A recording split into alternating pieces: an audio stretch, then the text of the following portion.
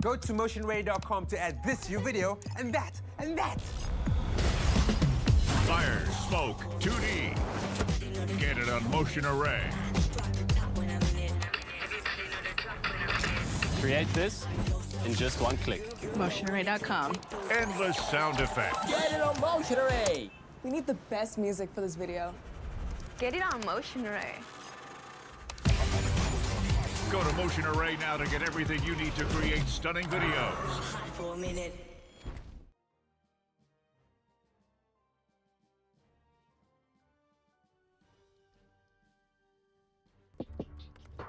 Listen, there's a good chance somebody's trying to hack your website right now. You gotta make sure you're covered.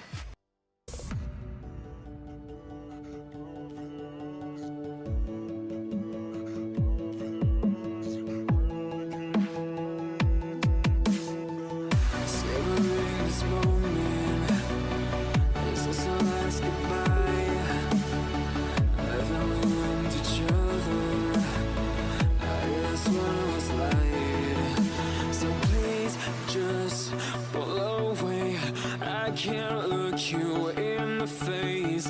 I don't wanna have to lie. I wanted this love to survive. Now when I look in your heart,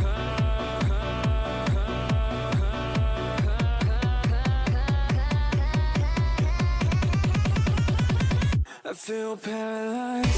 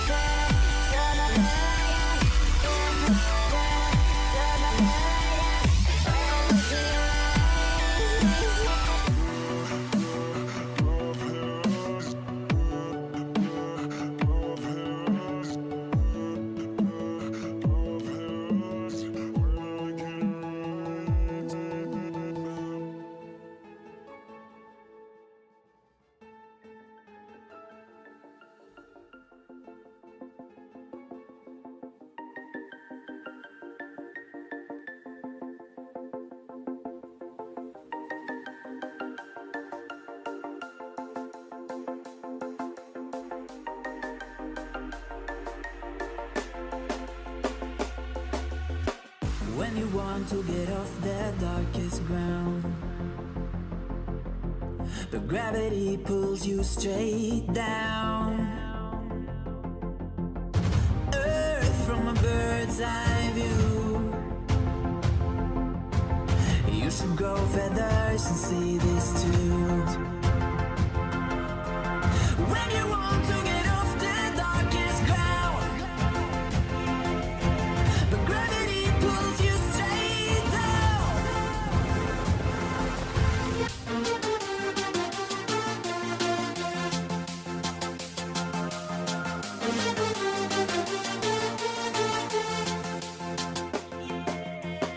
When you want to get off the darkest ground,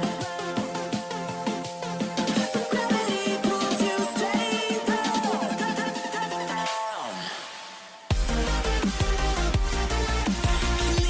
Clear sky.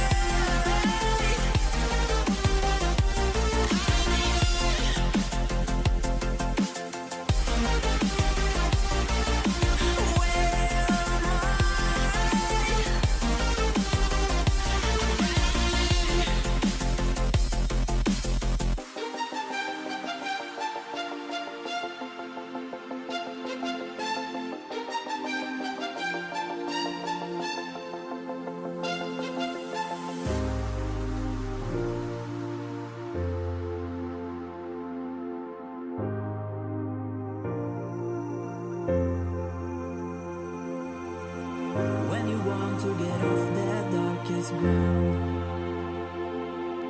but gravity pulls you straight down. Earth from a bird's eye view. You should grow feathers and see this too. When you want to get off the darkest ground, but gravity pulls you straight down.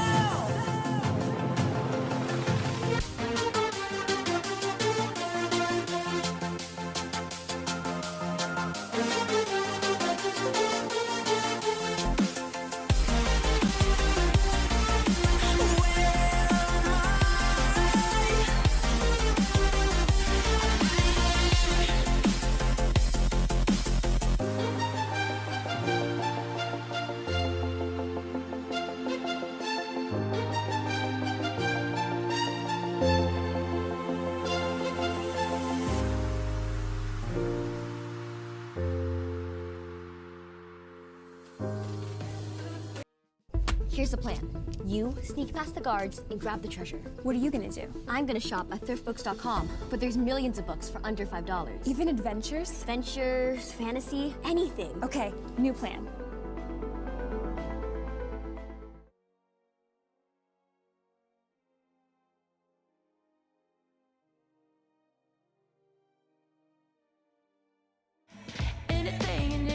All your favorite brands are now at Petco.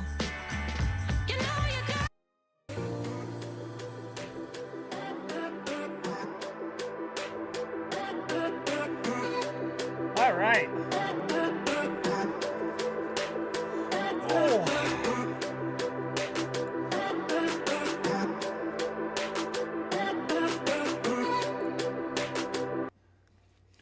What's up? Fuck. I just got a stream deck. I just got my stream decks all set up, so now I can just change the scenes just by like that. It's pretty sick. See?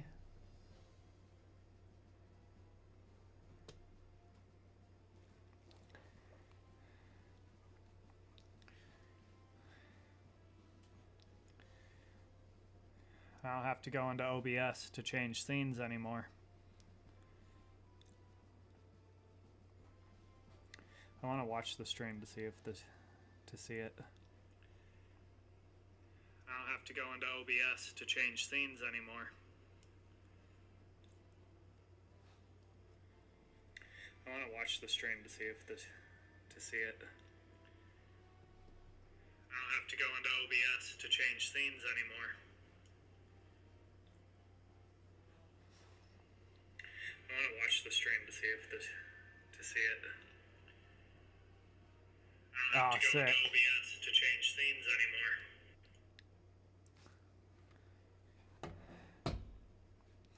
All right.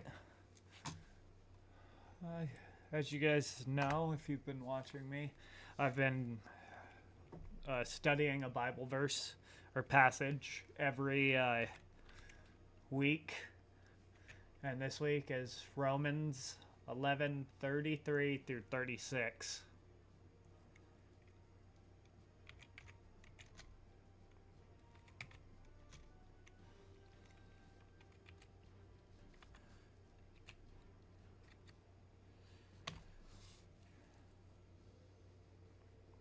I don't have like a system that I'm like doing this with. I just randomly flip through the Bible, and then the one that just pops out to me when I'm doing my Bible reading in the mornings, or not on the mornings, on Sunday. That's the one that I pick, you know? So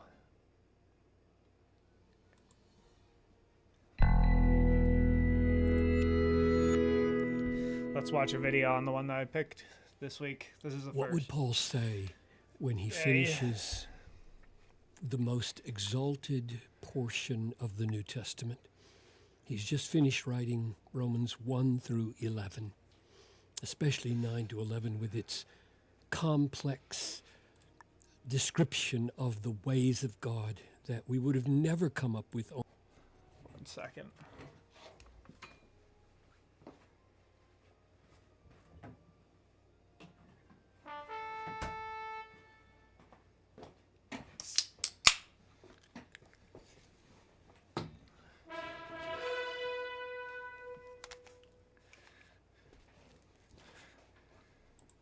On our own. What would he say? How would he end? That's what we have here. And what I want to illustrate is a way of seeing the structure of a paragraph in its logical order, which is sometimes different from its verbal order. So let me pray for us that God would lift our hearts to where Paul is here, and that he would do that by enabling us to see the way he has structured his conclusion. Father, we want to end all things giving you glory like Paul does here. And we want to see why he does. We want to go there with him. We want to go down into the depths with him and up to the heights with him. So come, Holy Spirit, and grant us that help, I ask in Jesus' name. Amen. Oh, the depth. And that word oh really is there in the Greek. Oh, it's like you can't get any deeper. Oh, the depth of the riches, wisdom, and knowledge of God. How unsearchable are his judgments. How inscrutable are his ways. For who has known the mind of the Lord, or who has been his counselor, or who has given a gift to him that he might be repaid? For from him and through him and to him are all things. To him be glory forever. Amen. Now, let me show you how I go about drawing the structure of a paragraph like this. Start like this. This is verse 33a.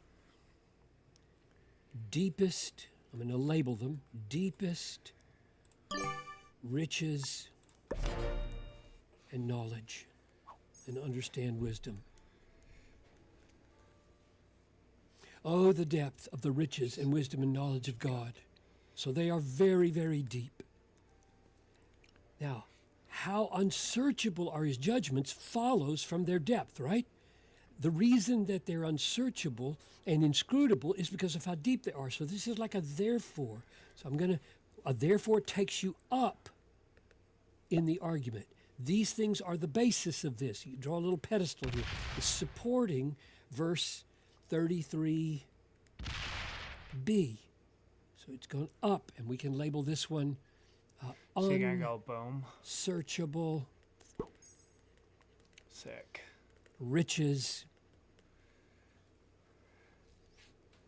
No, unsearchable judgments,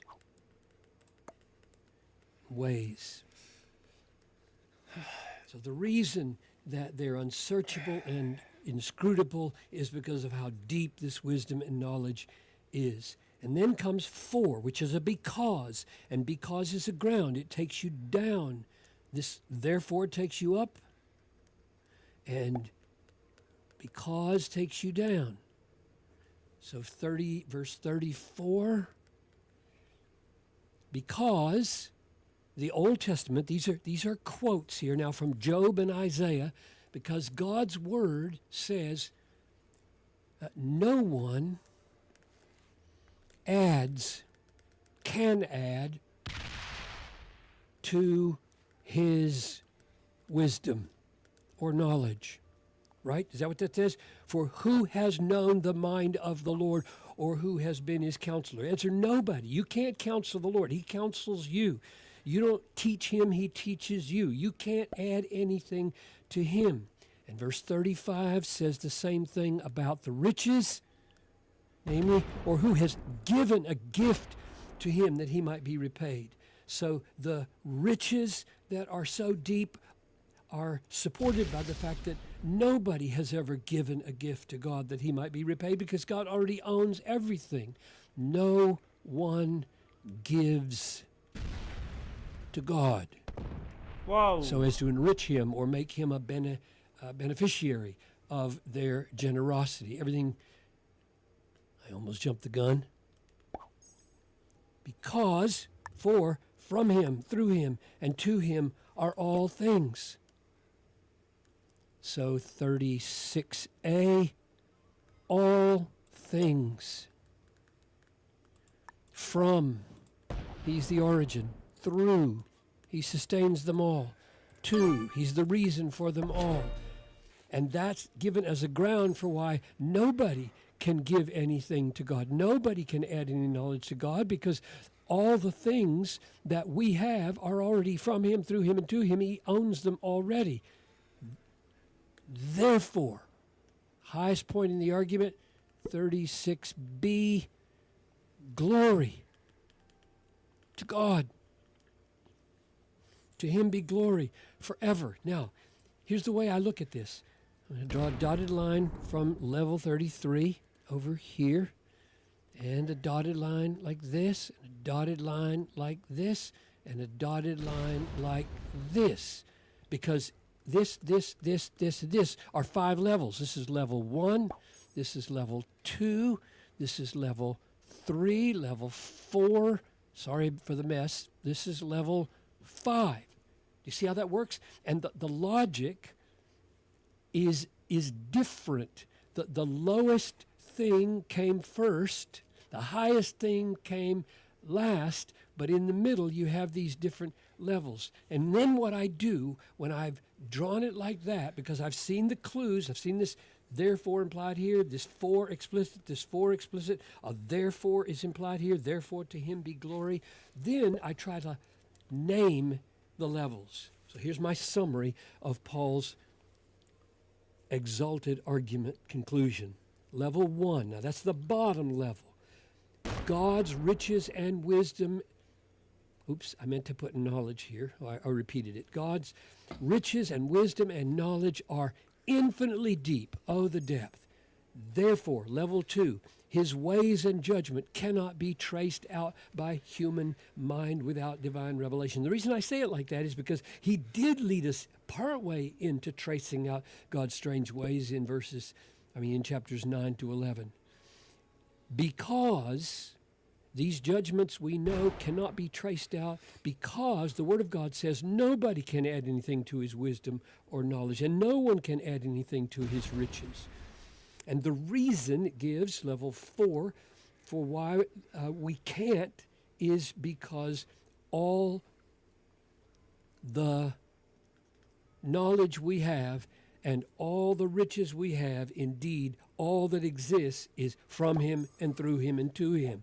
That's why we can't add anything to him, which is why his judgments are infinitely inscrutable, because they're so deep. Therefore, all glory belongs to God and not to us. That's the conclusion. So let's go through it this way and then this way.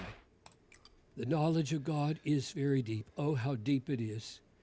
Therefore, how unsearchable are his judgments and inscrutable his ways, because no one has known the mind of the Lord or added anything to his knowledge, or no one has given him a gift that he should ever be repaid, because down here, he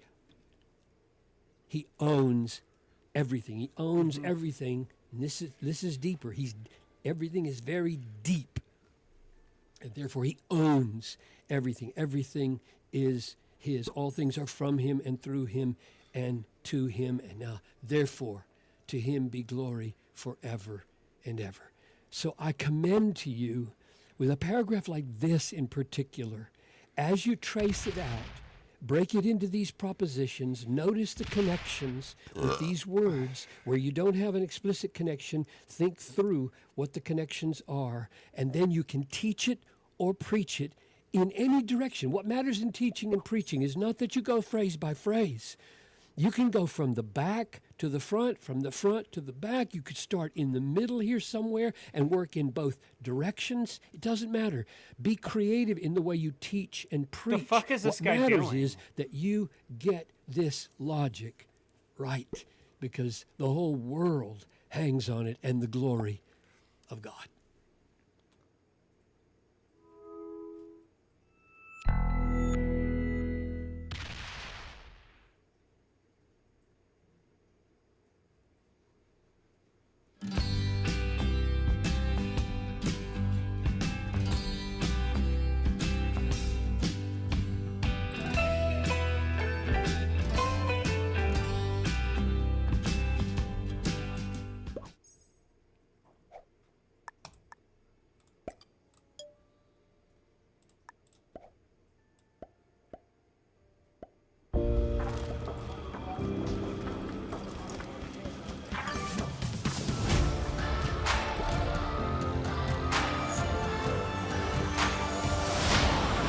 You might not know this, but the Bible actually wasn't written in English, nor was it written in any languages similar to English. Rather, it was written in ancient languages that can be hard to translate. There's different decisions you could make when translating the Bible, and that's why there's so many translations of the Bible.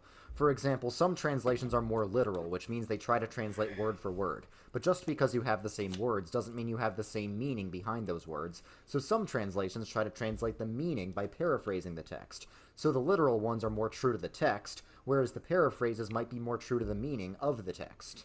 Sometimes there's debate over how to translate a certain text, so some translations will translate it so that it fits a Christian message better, whereas others will...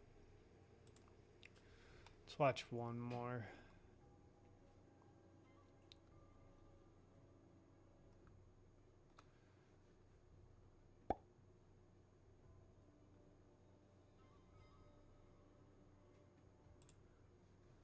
Luke 11:33.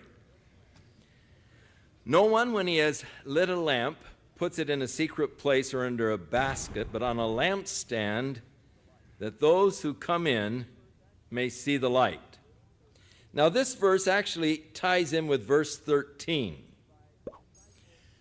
The chapter begins by the disciples asking Jesus to teach them to pray. And as he is teaching them concerning prayer, he gives them an illustration of a father. If his son asked for bread, he will not give him a stone and all. And how much more will your heavenly Father give the Holy Spirit to those that ask him? So our prayer and asking God for the Holy Spirit. So verse 13, if you then being evil know how to give good gifts to your children, how much more will your heavenly Father give the Holy Spirit to those that ask him? Now, after that, he was interrupted in his teaching by a man who was possessed by a demon. Jesus cast the demon out, which then created a controversy. Oh, this isn't. As some of them said that he was doing that by the power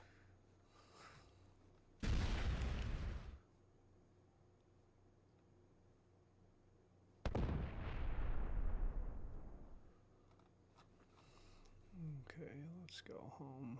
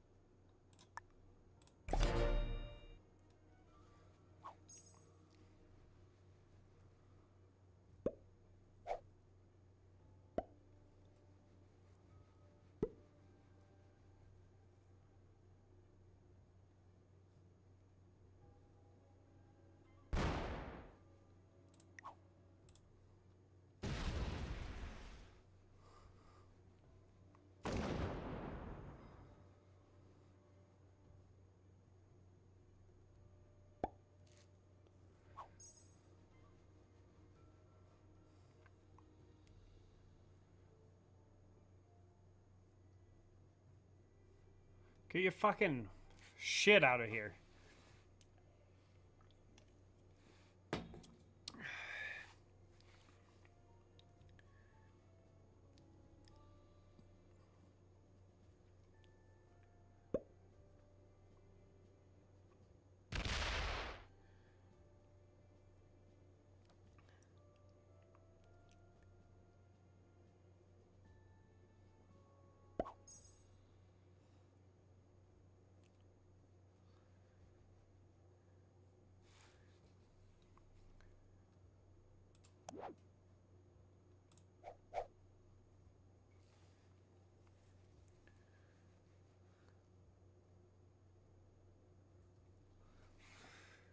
I fucked up.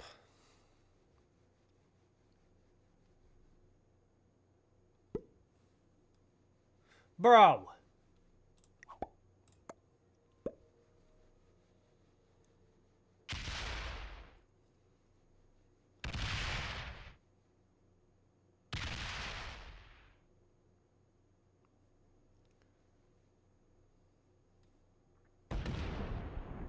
So you're gonna put that.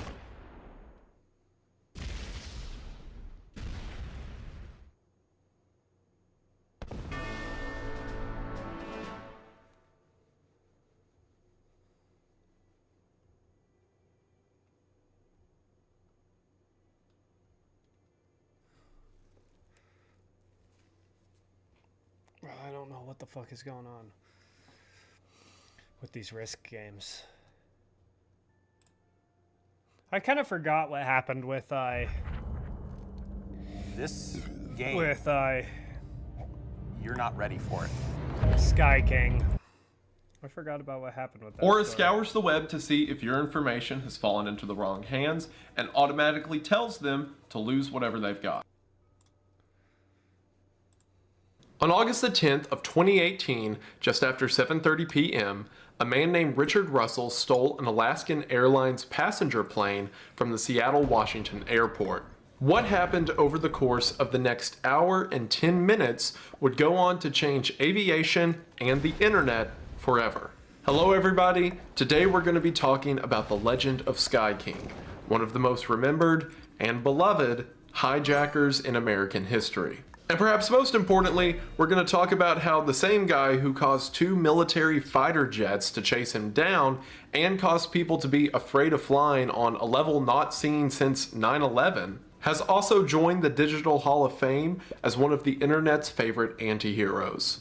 Even if you're familiar with this story, you still might want to stick around because there's been new developments with this case as recently as last year. That's because on April the 14th of 2022, the FBI finally released all of their reports regarding the investigation, a document that's over 500 pages long. What? Plus, a lot of new information regarding Richard has come from co-workers and friends and interviews in the past several years. And if you have never heard of this story before and have no idea who I'm talking about, then you are in for a treat today. The story of Richard Russell somehow manages to be terrifying, inspiring, and ridiculous all at once. And I, for one, am so excited to talk about it. So without further ado, let's get into the story of a notorious and controversial figure that will almost certainly put my name on any list it isn't already on at this point. But before we get into something that is dangerous that I do not condone, let's talk about something that is subtle yet just as devastating and is also dangerous and I do not condone. And that's identity theft. In the modern age of our internet, we use our name. Bro, why do I keep running into people who play like this and they just piss me off? It's like, get your fucking shit out of my bonus.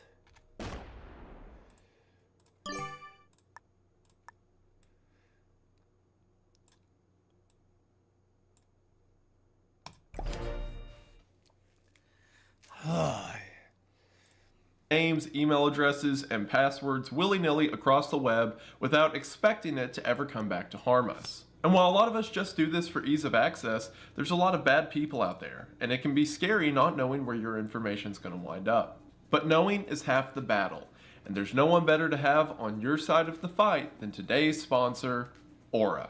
Aura will identify data brokers that are exposing your information and automatically submit opt-out requests on your behalf.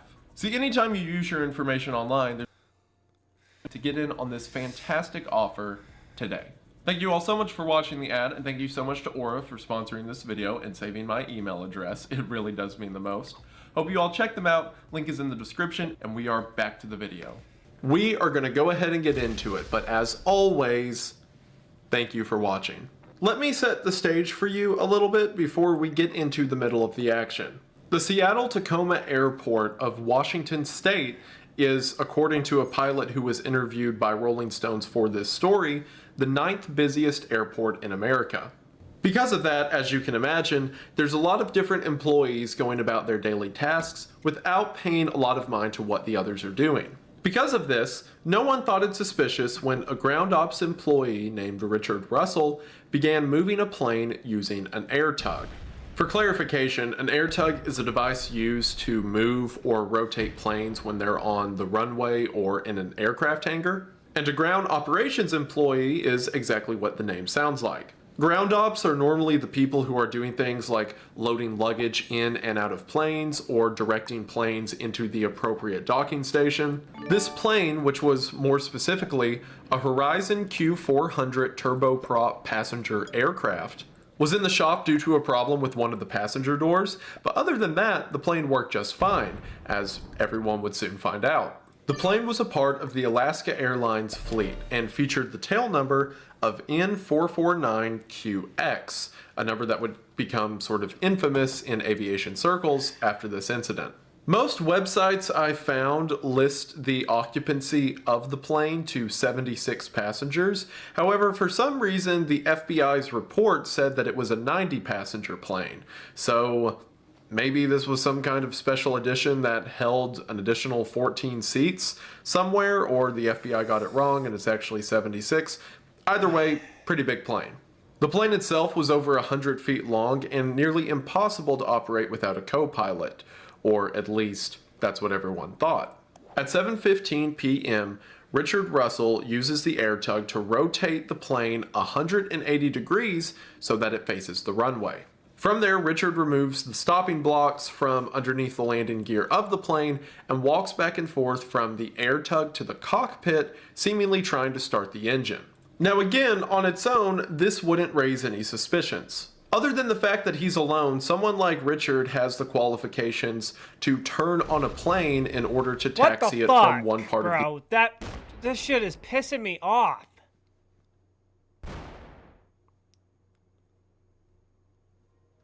Fucking people botting out. Fucking... Oh, my goodness.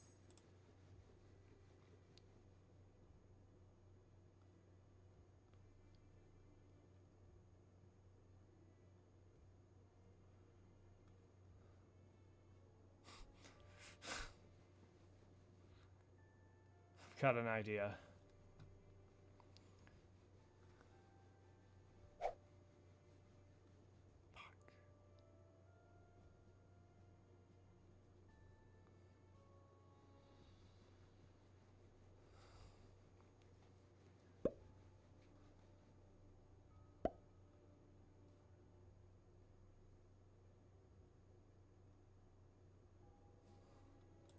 The airport to the other for maintenance or what have you. The first sign that something was amiss would occur when, after disconnecting the air tug from the plane began to roll backwards, causing Richard to run next to it, open the door, jump in, and take control of the wheel. Again, this process is meant to be a two-person job. Richard then taxis the plane not to another service station or hangar, but instead to the main Seattle airport runway. As you could imagine, the airport was pretty busy, and while there's normally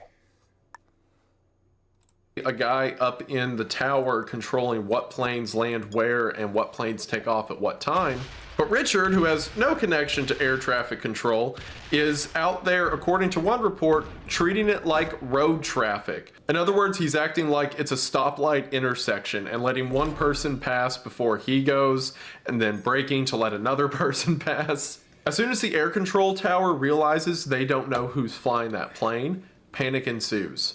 One of the pilots who was cut off by Richard on the runway said that it appeared he had left the brakes on the landing gear as all of the wheels were smoking. The pilots, realizing that something's gone awry, begin to yell at air traffic control to call the military because there's been a hijacking. From the control tower to pilots and passengers, everyone had to watch helplessly as, at 7:33 p.m., Richard Russell took flight, moving from his initial contact with the plane to takeoff in 18 minutes. As you can imagine, this was immediately a huge deal. Immediately, everyone's primary concern was some kind of terrorist attack, and if not that, some kind of heist or ransom. After all, people just don't steal passenger planes for no reason. Within minutes, pilots at the Portland Air National Guard base began suiting up to combat, again, what they believed to be some kind of terrorist attack. Air traffic control continued to try to get in contact with whoever was in the cockpit, but whoever it was wouldn't pick up. As everyone is panicking, flights in and out of Seattle are being canceled, local population centers are being warned that an attack may be imminent, the fighter jets are about to arrive 10 minutes into the flight, the person inside of the cockpit picks up. Right, 070. Approach welcome, final runway 16 right. Welcome. Man, I'm a ground service agent. I don't know what that is. Clear to Portland, Seattle 6 is filed up to 7017. Yes, for this show, 16 right, start it up and get it to go. A couple hours, I guess. But, yeah, I wouldn't know how to land it. I wasn't really planning on landing it. So to ask the question that you're all probably thinking, who was Richard Russell? Well, Richard Russell was born on September the 19th of 1989. He was born in Key West, Florida. However, at the age of 7, his family moved to Wasilla, Alaska, and it was here in Alaska that Richard would find a home. From a young age, his friends and family began to refer to Richard as Bebo, and young Richard Bebo Russell became a crowd favorite among his friends and family. After middle school, Richard would attend Wasilla High School, which is the same high school that Sarah Palin attended. That has no relation to the video, I just felt compelled to mention that for some reason. Richard excelled not only socially but in athletics as well. He played a lot of sports like wrestling and track and field, but where he really shined was in football. Richard played as a fullback and was hailed by many to be one of the star players of the league. So much so that when college rolled around, Richard went to North Dakota at the Valley City State University to play football. However, while a prodigy in high school, it seems that didn't transfer well into college. And after only a season of not a lot of playtime and poor performance when he did, Richard ended up leaving.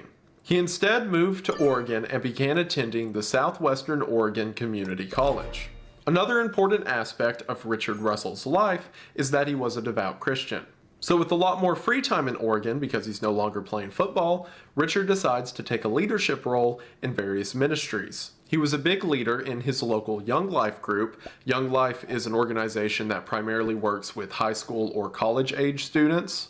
and various other organizations like Campus Crusade for Christ. As a matter of fact, it was at one of these Campus Crusade meetings that Richard would meet Hannah, his future wife.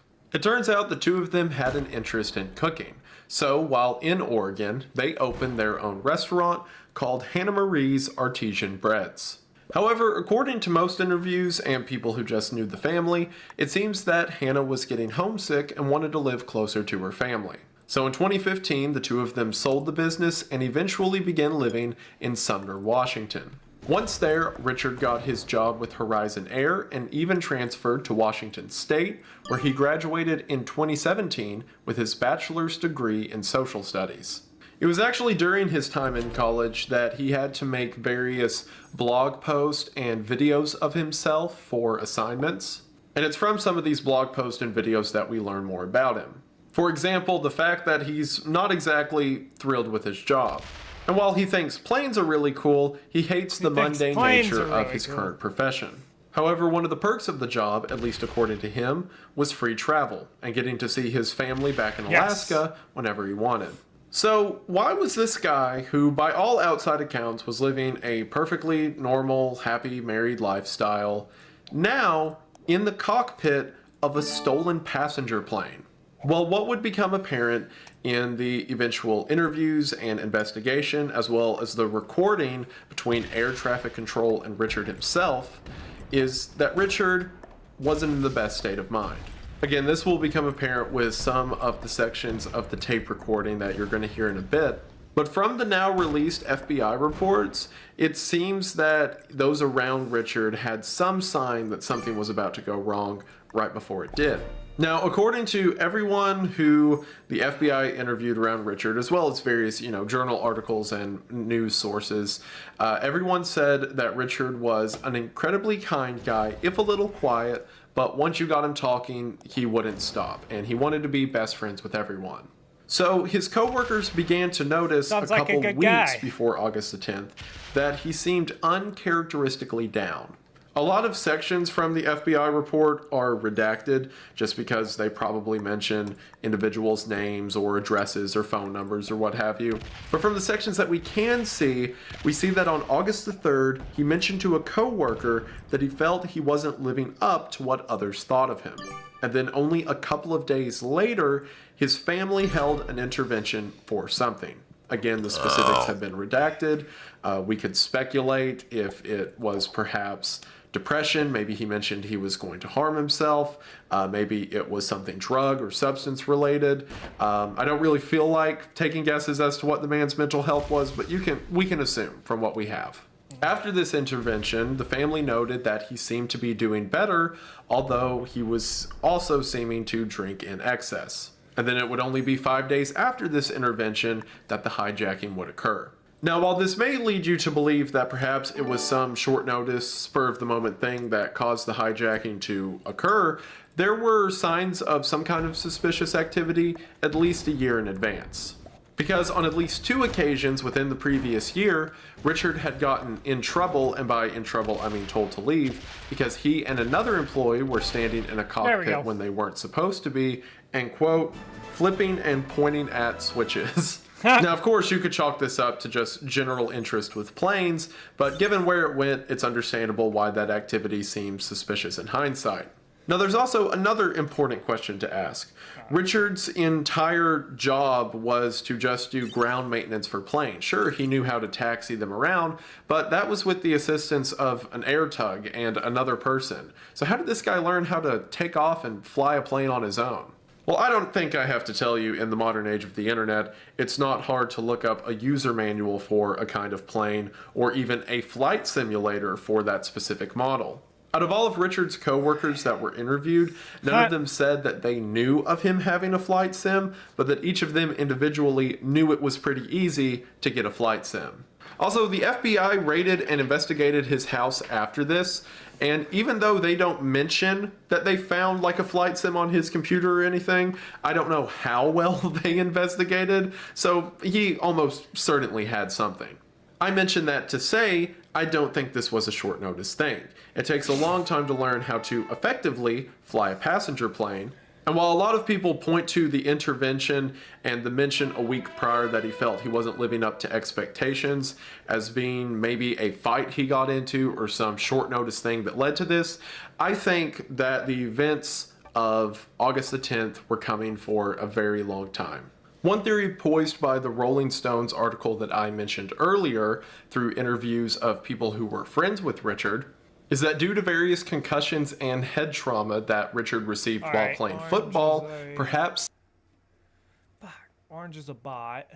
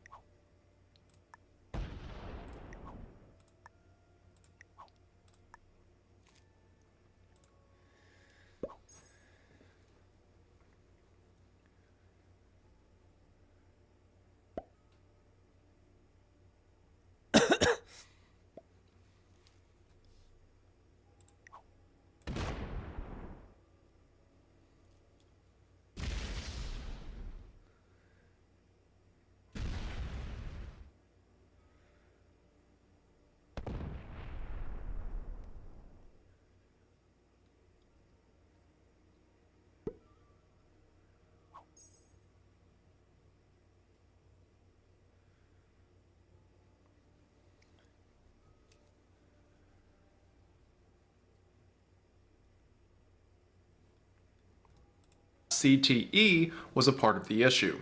Or basically the idea that, for those of you who may not know, chronic long-term head trauma can lead to things like increased aggression, instability, increased risk-taking decisions, etc.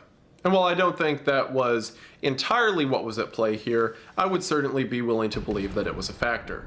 One more thing I want to mention from this Rolling Stones article, which the article itself is great. Tim Dickinson did a fantastic job at compiling it. However, there's this one part that's really funny, and I understand that internet culture is very weird and hard to understand from the outside looking in, but that being said, I have to read this paragraph. So this is during a point in the article where it's discussing potential warning signs or clues people may have been able to see if Richard left any hints as to what he's about to do. And it closes with, Russell also kept a Pinterest profile where he went by the handle bbro and collected memes, including several from the satirical site despair.com. In July of 2018, days before his unauthorized departure, Russell pinned an image to a board called Dank Memes. It was a Photoshop of a chubby kid with brown hair dressed up as Sonic the Hedgehog with a sad, distant look in his eyes. It's not a spitting image, but it's hard to not see Russell in the child's face. No matter how fast I run, the text reads, I cannot run away from the pain. and like, yeah, sure, maybe, like, ironic memes being used by people who mean them unironically, sure, but just when he said you can see Russell in the child's face, I lost it. Like, we have lost the plot, boys. And perhaps there's no better sign of Richard's state of mind or his character than the events of the flight itself. As soon as contact is established with Richard, it's apparent that he's just up here to have fun. Alrighty, yeah, I just kind of want to do a couple maneuvers, see what it can do before I put her down, you know? It's apparent that he has no real plans as to what he's going to do up here, and disturbingly, he doesn't even have any plans to land. The first thing he does is begin banking the plane around Mount Rainier. As he comes out of this, he immediately starts throwing up. It's around this time that it sounds like Richard is losing some of the gumption he had initially. Like early on, you could hear like the adrenaline and the excitement in his voice, but now there seems to be a lot more regret. I'm sorry, say that again? Sorry, my mic came off. I threw up a little bit. I threw up a little bit. You know, hold on. Shoot. Man, I'm sorry about this. I hope this doesn't ruin your day. Air traffic control begins to try to find places for him to land, ruin your day. eventually suggesting a military base, but Richard says he doesn't want to do that because he'll get beat up. That's McCord Field. Oh man, those guys will rough me up if I tried landing there. I think I might mess something up there too. I wouldn't want to do that. Hopefully, they probably got anti-aircraft. No, they don't have any of that stuff. Bro, is he drunk? We're just trying to find a place for you to land safely.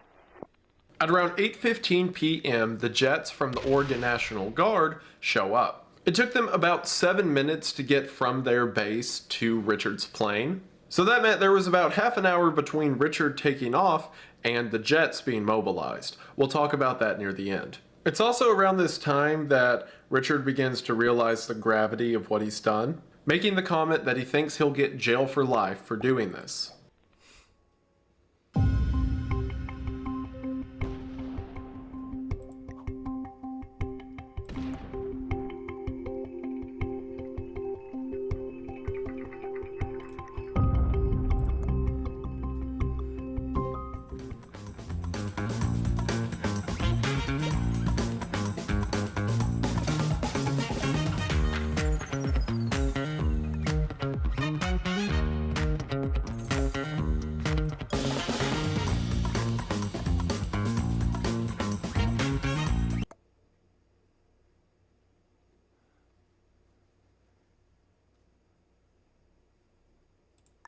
Oh, they are gonna love that one! Just curious, how many more friends are we shopping for? Let's see. Jacob, James, Jayla, Jen. Early on the J's. Jonathan. Holiday shop like a super gifter at thriftbooks.com. This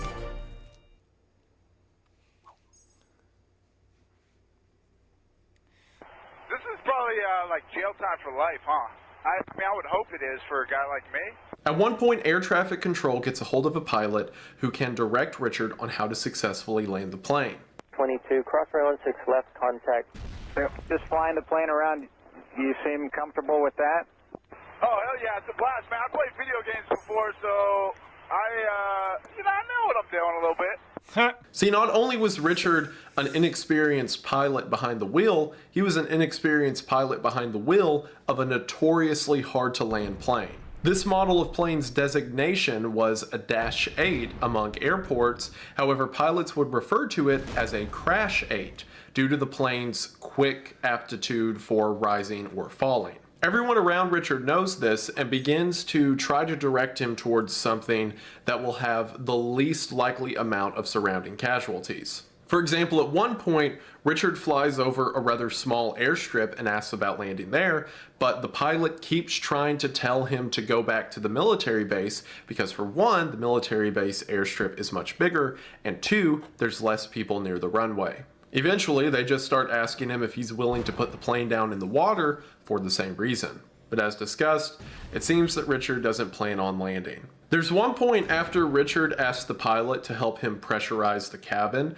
It's the only time over the whole call that we hear Richard get anything close to violent. Okay, thank you. Of 16 left, American 7 Alaska 691. Damn it, Andrew! People's lives are at stake here. Now, Rich, don't say stuff like that. Nah, I didn't throw it down. I don't want to hear no one. I just want you to whisper sweet nothings into my ear. And So maybe he was just panicking in fear for his life or in fear for the life of others that he didn't take into account when he got in the plane, but I digress. Or maybe the depressurization was getting to him and he was in a comparatively unsteady state of mind while behind the wheel of a passenger plane. Eventually, Richard asks the pilot he's speaking to if he thinks he can get a job after this. not concentrate so much on flying the airplane.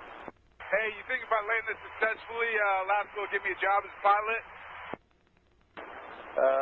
I think they would give you a job of doing anything if you could pull this off. Yeah, right. Nah, I'm a white guy.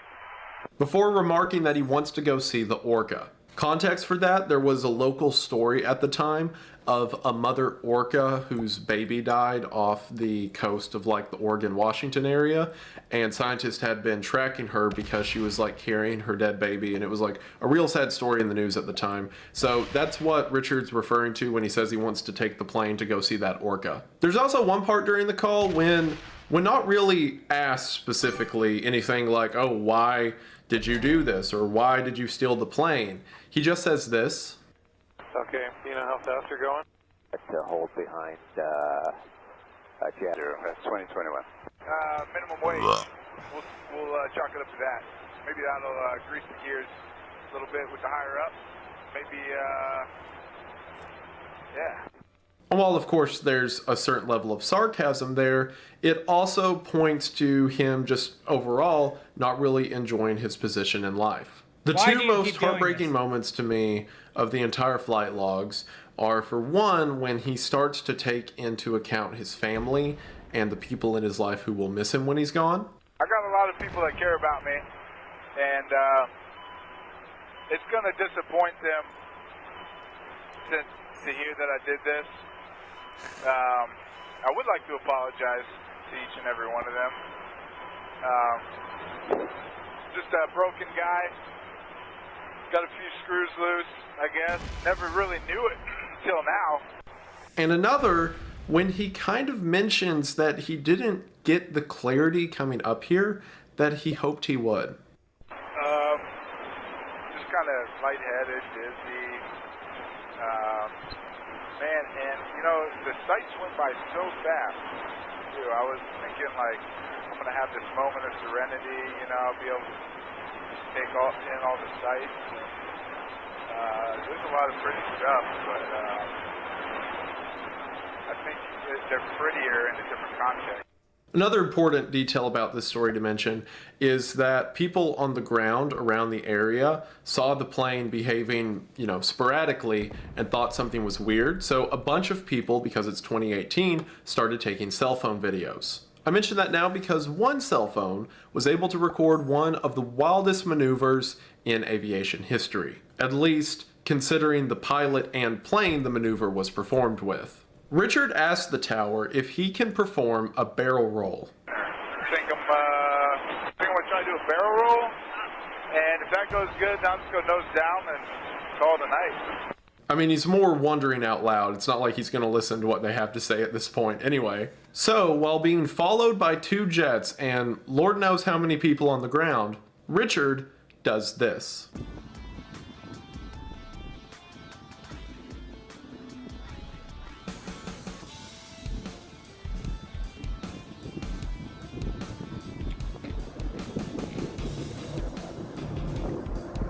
My favorite part about the barrel roll, other than the fact that he did it, is that everyone connected to this story, regardless of if they loved Richard or hated him, everyone acknowledges that the barrel roll was cool. The Horizon CEO, in a statement he would give the next day, said that it was, quote, incredible, and the two fighter jet pilots that were following Richard said this. I should mention their code word for Richard's plane they were chasing was Toy 1. It stood for Track of Interest 1.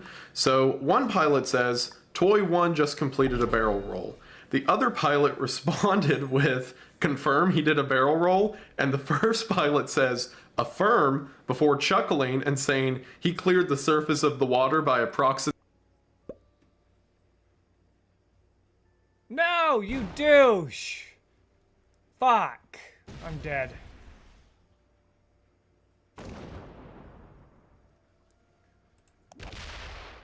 That fucking sucks.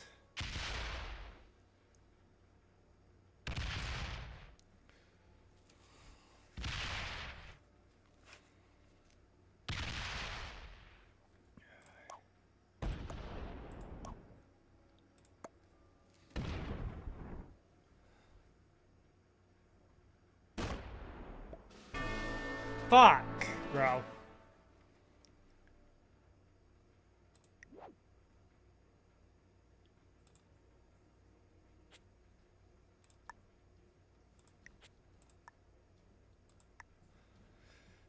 Approximately 10 feet, which is professional military speak for, bro, did you see that? Oh, I forgot to mention this. I want to mention this because I'm sure a lot of people clicked on this video just because they're plane enthusiasts. The two fighter jets that were chasing him were McDonnell Douglas F-15C Eagles. So There's someone out there who's really glad I mentioned that. Even the control tower he was in communication with admitted that he pulled it off and it was pretty good, but now it's time to come back.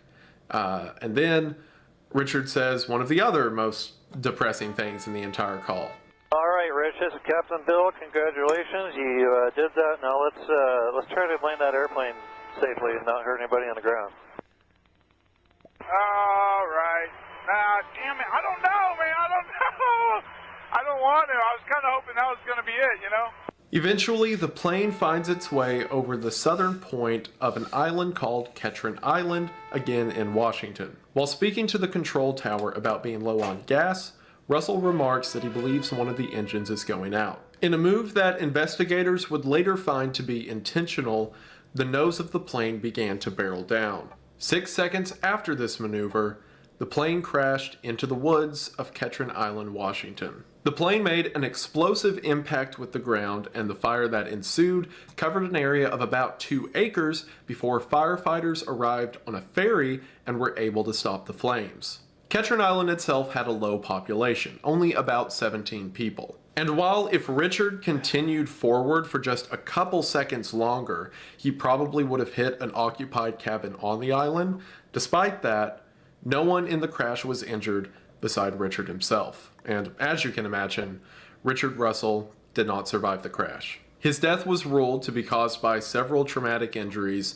and to be, of course, self-inflicted. Now, we'll talk about Richard in a second, but I want to mention a few more interesting facts and developments that came because of this case. For one, this was kind of a PR nightmare, especially for Alaska Airlines and Horizon, because while this could pretty much have happened to any airline, it was specifically theirs, so they got the heat for it. This got really controversial with airport security because only a month earlier, in July of 2018, the TSA had delivered a report to their head administrator citing the potential of inside threats. Basically, as I'm sure we're all aware, airport security is pretty tight since 9/11. Or at least it's pretty tight for passengers on planes.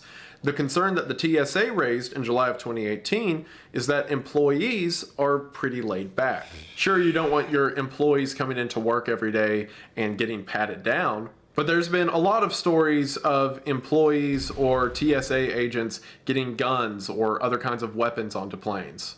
So the fact that the TSA was already aware this could be an issue and then this event happened caused a pretty big storm in the media. And the really interesting thing about this case from an investigative standpoint is that absolutely nothing went wrong. At least nothing went wrong as far as procedure goes. Think about it, there's only a few people who have access to planes at any point and they're not taught how to fly them.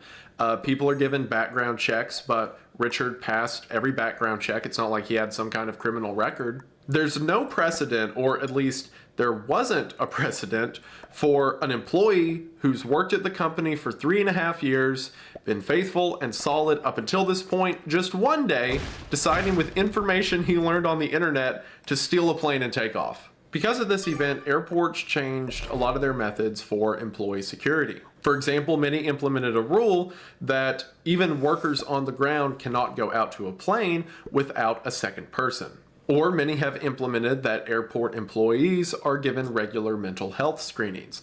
I'm not sure if that would have done anything in Richard's case, but it's still a nice thought. Furthermore, NORAD, the organization that was responsible for the response time of the jets that came to intercept Richard, while sure, Richard wasn't planning to attack a populated area or anything, but if he were to, if someone was to steal a plane in his position to cause a lot of damage, he would have already crashed it by the time the jet showed up. So NORAD changed their response time protocols. You no longer have to go to the top brass to get clearance. If the guy at the location feels that they need a jet response, then he can order it and then answer for it later. During his flight, he went as far east as Graham, Washington, and as far west as Anderson Island, Washington, in a flight that lasted for a total of 1 hour and 10 minutes. And at the end of the day, the only definitive physical damage that Richard caused was 17 incoming flights were diverted to nearby airports, 75 were delayed, 5 were canceled.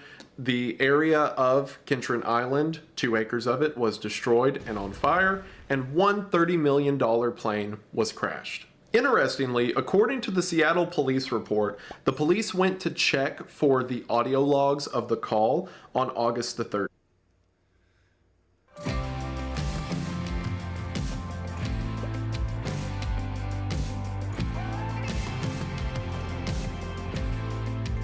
Lease a new 2024 Subaru Forester for $335 per month for 36 months. Going on now.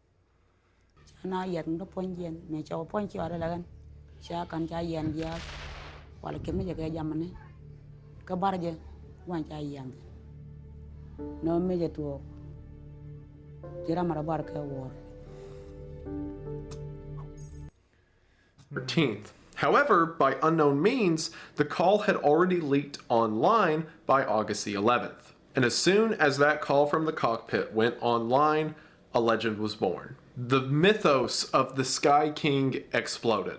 People began to praise him as a hero of the clouds, as the everyday man who decided to stick it to his bosses, and with his final moments, do something worth remembering. Some ascribed this almost Robin Hood persona to him. And most of the tributes for Richard, everything from Facebook groups to subreddits, describes him as this misunderstood hero of the common man. I mean, even the name Sky King implies a level of reverence. And what do I think of the Sky King? Do I think he lives up to the legend? Do I think that the stories and the myths around him are all true? No, but also yes. The idea that Richard was this troubled individual who set off for the clouds, and then everything just kind of made sense up there. And he lived his life in a manner that if he could answer for, he'd agree was the right way to go out. I don't think that's true. I think about that one section of the call, to me probably the most depressing part, when he's talking about the view and he's describing how he thought it would look one way, but it really doesn't from up here. Another detail that came out in reports is that apparently right before the crash, he sent a text message to his wife, and the specific message has never been made public, but according to the family, the general gist of it was that he's sorry and she deserved better. From friends and family who have spoken of Richard, it seems they kind of resent the moniker of Sky King, because with his final act, he caused a lot of damage. Absolutely, he was in an unstable state of mind. I understand that. But it seems like, from all accounts we have, that he had a family who truly loved and cared for him and wanted to see him get better. Only a few days before this event, they staged an intervention and wanted to see him come out of it as a better man. And to theorize otherwise, or theorize some malicious intent on their behalf, is unfair to the family. And yes, I don't believe he intended to hurt anyone with his hijacking.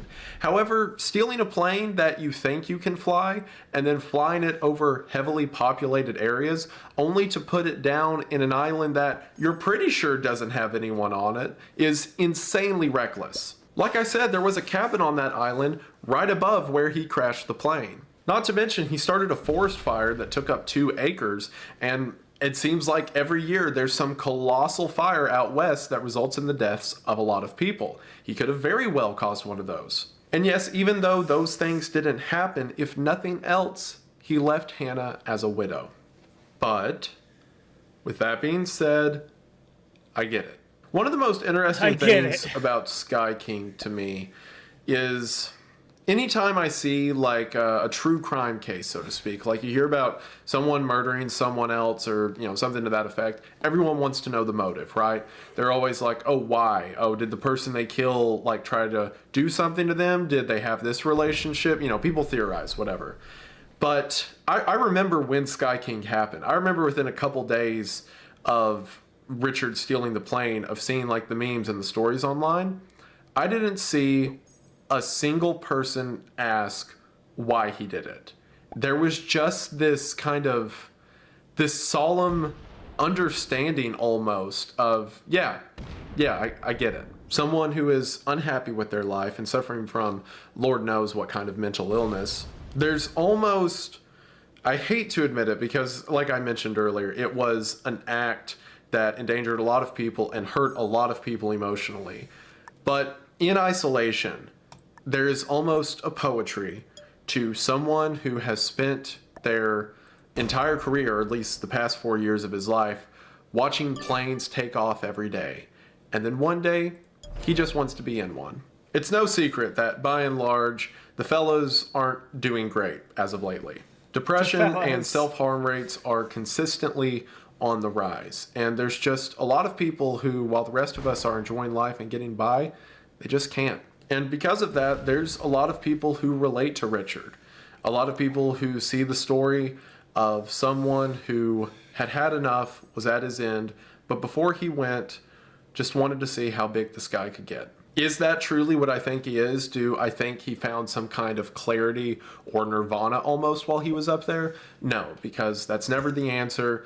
Anyone who survives that kind of situation comes out of it saying that it absolutely wasn't the answer. And I wish almost that I could say he did have peace in the end, but from his words and the text he sent his wife and whatnot, it seems that he didn't, and that is tragic. But I also understand seeing a guy steal a plane just so he could do a barrel roll.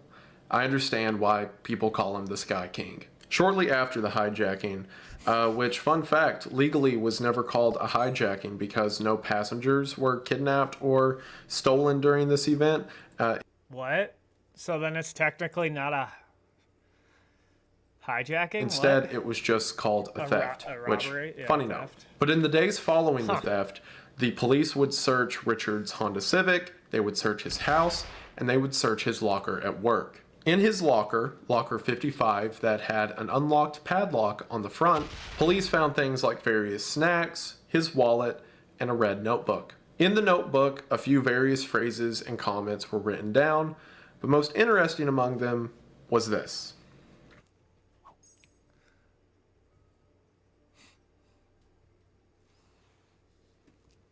What was it?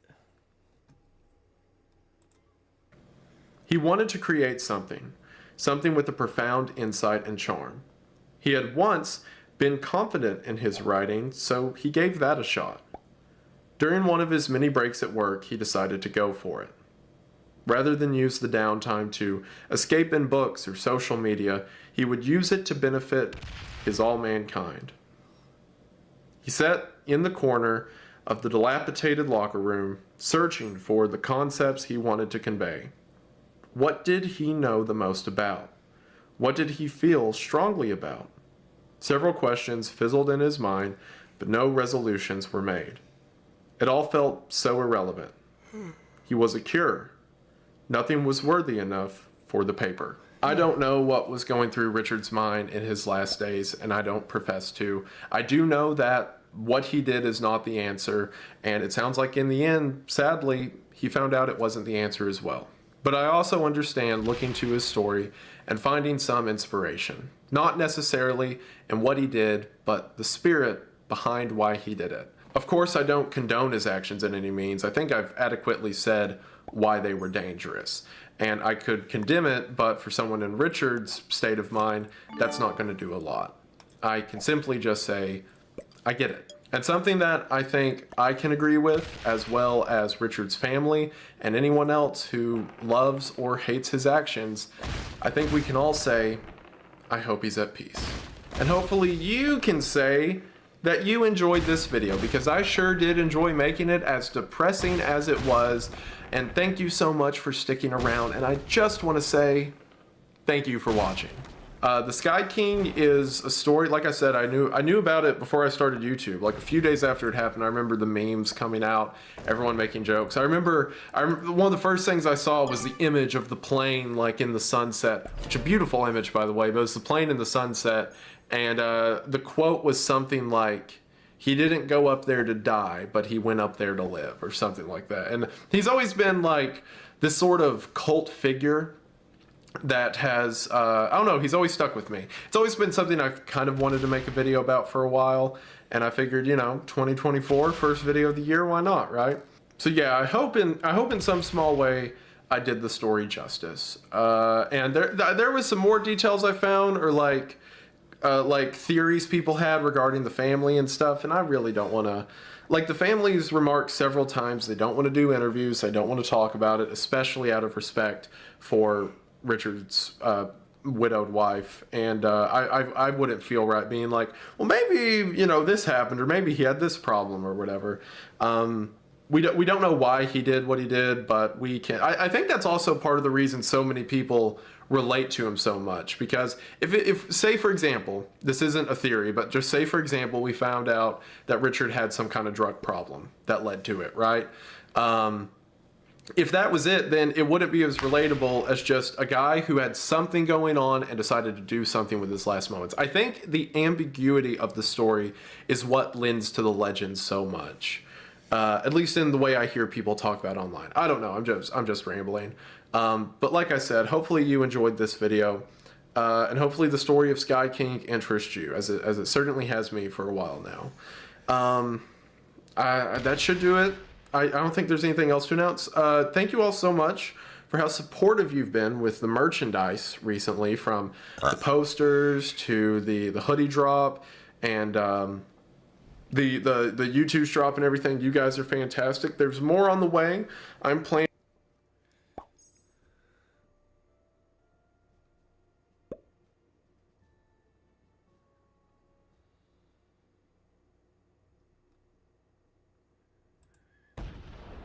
We're here to unlock the secret to a Bro, you meal? striking, well-defined jawline that enhances your facial aesthetics. We take a huge step into Do you the even world of meal, mewing. bro? This technique has gone It's called meal viral on social maxing, media, dog. captivating those who wish to look more attractive, but many still wonder if they're doing it right. Place the tip of your tongue slightly behind your teeth, then press the rest of your tongue to the roof of your mouth, then rest your teeth together slightly. Close your lips.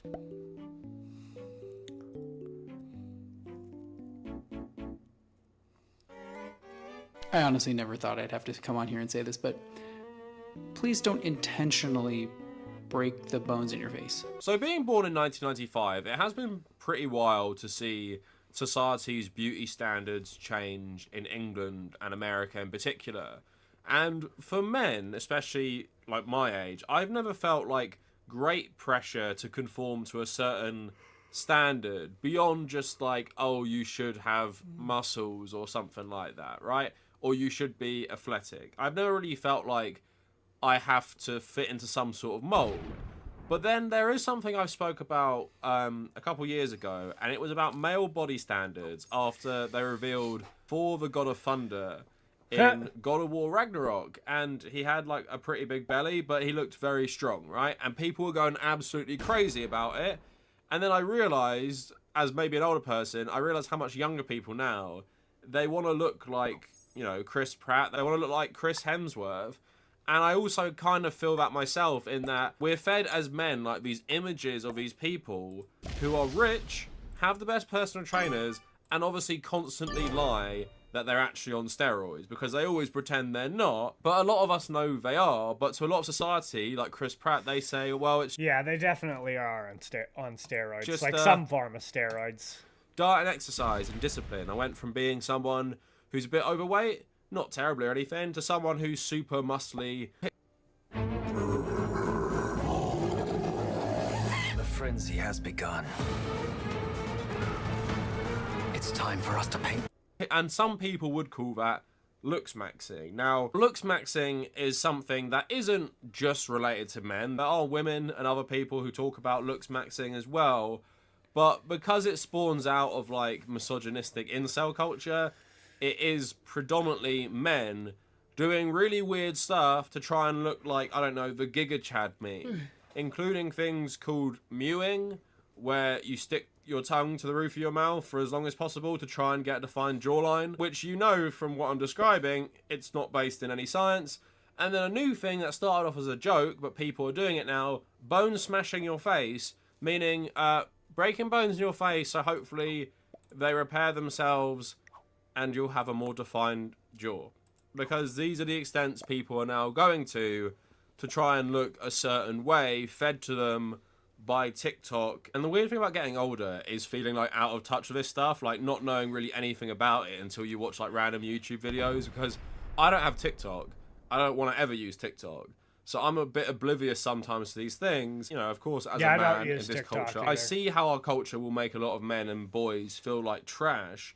for not looking like Chris Hemsworth, for not being able to grow facial hair, for not having a jaw like the Giga Chad, for not being both very muscly but also very lean. It's like an impossible thing you're fed that doesn't recognize that, you know, of course, everyone looks different. And obviously wealth is a massive factor as well. So I want to talk about looks maxing today and just look at where it came from and talk about how absurd it is. Before we go any further, check out my social medias, mainly my Instagram, but also consider becoming a patron if you want to join the Discord server. Now, there are a lot of subreddits which are based on rating people's appearance. I actually made a video on one which was absolutely insane last year called True Rate Me, and it seemed to be based on like phrenology or something. Like, it really was some skull measuring stuff. So this isn't strictly that, but you have subreddits like How to Looks Max, and people just like post a picture of themselves, ask how they can improve themselves. And with looks maxing, there is soft looks maxing, which is your typical advice: diet, exercise,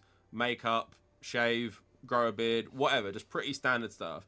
And there's hard looks maxing, and if you go on the subreddit's website, it explains it for us. So looks maxing is the art of refining and optimizing one's appearance through a variety of intentional efforts. It encompasses a range of activities and strategies aimed at enhancing physical features and overall aesthetic appeal. The primary goal of looks maxing is to bring out the best version of oneself, fostering confidence and positive self-perception. Soft maxing is basically all about making enhancements that are both affordable and temporary. The soft in soft maxing implies that it's all looks maxing light because the alterations aren't permanent. That's why some folks lean towards hard maxing, as results in comparison take less effort to maintain, like diet and exercise. So hard maxing is basically the hardcore foundation of looks maxing, literally involving changes to your bones and flesh.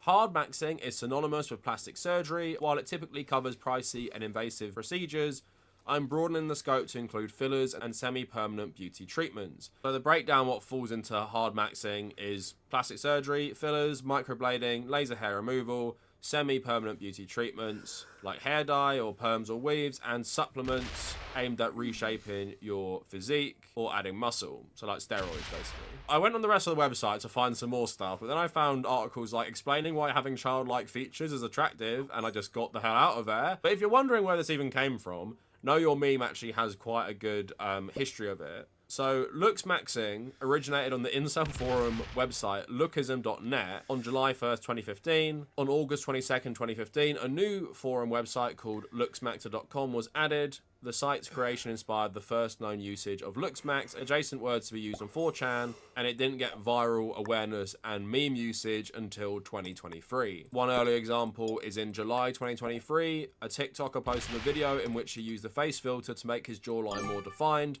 proclaiming that he was tall and had a good carnal tilt. Someone made fun of the trend, and that's how it became very popular. So, of course, from the origins, you can probably recognize that a lot of the advice they give is pretty terrible. Like, there is general okay advice to people, but yeah, altering your appearance through cosmetic surgery is something, you know, I wouldn't encourage anyone to do, but it's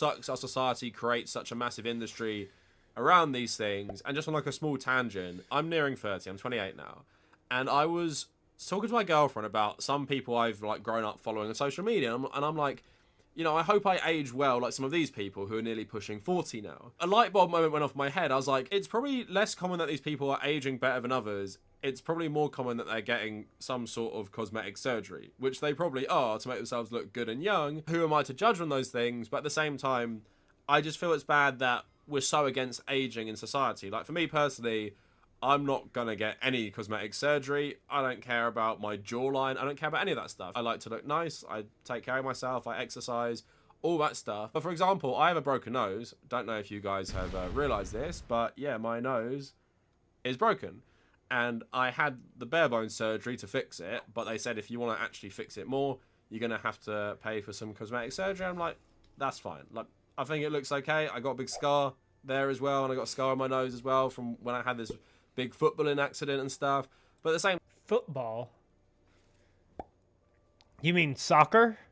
time, I don't really care about that because I'm secure enough in my looks, thankfully. Football, I also recognise for a lot of men, not everyone has a pretty... What you call soccer, we call football.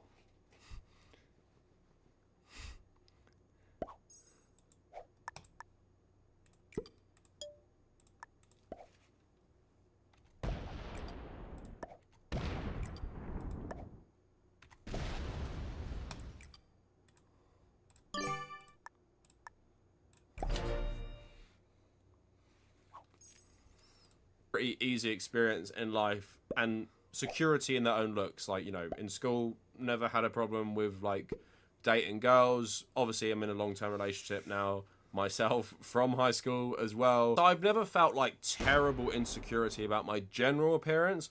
But I have to admit, with this culture focused more on fitness now, I do feel pretty bad sometimes. And I do have this compulsion to exercise more because of how everyone else looks and everything I'm fed on social media. Like, I'm not immune to that at all. The only thing I would say is that I would reject ever taking steroids. I'd reject ever having cosmetic surgery because I don't feel like that bad about it. But at the same time, I do get it. And I do get if you maybe had a different life experience to me, you would feel more inclined to try and... I think I'm going to trade right now just because...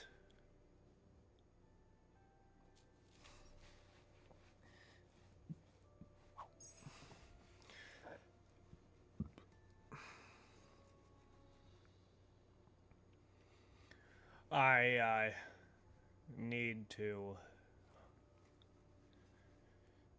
I don't want to have a four cards when I'm this vulnerable, so I'm going to trade if I don't fix get killed. Yourself with cosmetic surgery. But I feel like most people just look normal. And I would say most people are like okay looking. And I think for me personally, what differentiates like a very good looking person often is just how well they dress and how they make use of what their body looks like. And I'll never forget like going to Japan, and I never felt as underdressed as I did there because most people were dressed very, very well. And I was just going around like wearing shorts and a t-shirt. You can just kind of appreciate from that standpoint how like fashion just makes people look better because it's like a self-fulfilling prophecy, isn't it? If you are someone who's an incel and you feel like the only reason you can't get a date is because women will never like you, then you're probably never going to take steps to take care of yourself.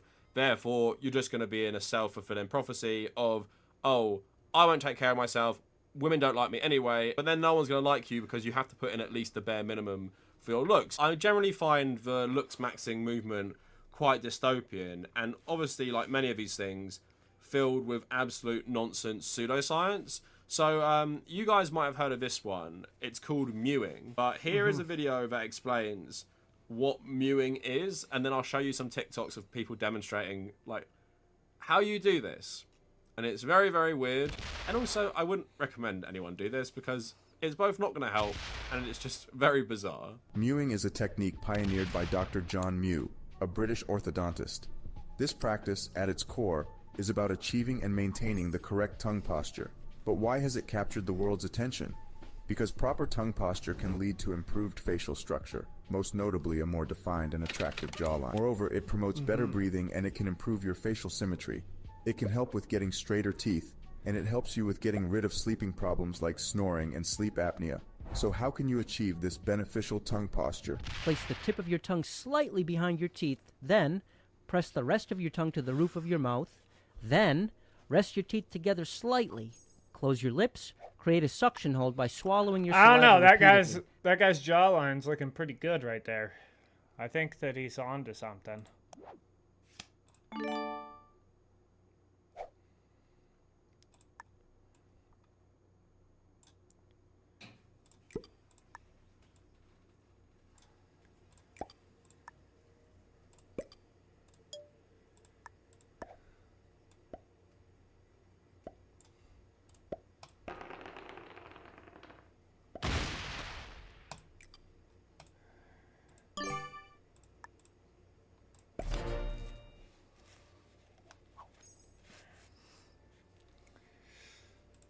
Swallow, swallow, swallow. This is the difference between having proper tongue posture and actively mewing. So yeah, very bizarre, and also looks like very uncomfortable to go around doing that with your tongue 24/7. And also there's been loads of memes about people who can hold it the longest. And yeah, while people promoting this might have like very defined jawlines, doesn't mean you're ever going to get one from doing this, because it's not based in anything, despite them claiming it is. Medical News Today by Jennifer Archibald. I don't know, bro. I think that it is based in science. I'm pretty sure that mewing works. I'm almost positive. For the benefits of mewing have so far come from these social media sites, which have no expert regulation on the topic. Some articles and blogs have also warned on the dangers of becoming obsessed with mewing as a treatment technique. Mewing is not scientifically proven and may not provide the desired results. Some anecdotal evidence reports visible results within months, but most sites agree that it could take years for a person to notice results, if they ever do. Many social media advocates are adolescents whose faces and jawlines are likely to change naturally over the course of puberty, rather than the face of this technique. And just to illustrate this point a bit more, I found this post in Reddit with a guy. Yeah, dog. Look at that. Look at that strong jawline right there. That's from mewing for sure. Look at that shit. Look at that. See how it's all round and pudgy? And look. Boom. Boom. Mewing. Guy who said he'd been doing like mewing and looks maxing. And you guys decide, has this guy been effectively mewing, or did he just hit puberty and grow up a couple years? I'll let you guys be the judge, because to me it seems like a lot of young boys who start mewing and then hit puberty, go through puberty, and become young men, yeah, you're going to lose a lot of fat on your face and you're going to look like an adult. Therefore, you might think with confirmation bias it works, but yeah, there's no evidence this works. Don't do this, and hopefully, you know... I don't get why you wouldn't do it. Like, there's no... Like, with the breaking your bones and shit, yeah, don't fucking do that. But, like, mewing, who gives a fuck? It's not, like, affecting you really that much. You just don't have a Giga Chad jawline. I know I don't have a Giga Chad's jawline, but I also know what it's like to be a teenager and be very self-conscious. Like, realizing, oh, does my body actually look like that from the side? Does my voice actually sound like that? Like, I can't believe it. Like, the first time you hear your voice in a recording is such a weird thing, and you just become so self-conscious. And I totally get it. As someone with OCD, who's often like someone with OCD, fuck off. You don't have OCD, you dumb bitch. Focus on certain things to my detriment in my life. I understand how someone could even get into this mewing thing, right? Not that I ever would, but I understand it, because you just become obsessive of like, I have to do something to look better, something to get rid of the fat on my body, which seemingly isn't going away. So I'm going to turn to pseudoscience and influencers, and I'm just going to start doing this bizarre trend. I'm trying to have sympathy, but if you're a teenager who's self-conscious right now and you're watching this, just know, like, we all go through it, especially as men. I totally understand and relate, but trust me, it gets better. Just focus on the basics like diet and exercise, and you will feel more secure in your body as you get older. That's definitely happened for me. But yeah, don't worry though. It actually gets weirder. So I don't want to talk about this too much, because I think we covered it enough in my True Rate Me video. But it's about the low facial convexity angles. Like, I don't even want to talk about this. It's about just the symmetry of your face and the shape of your face.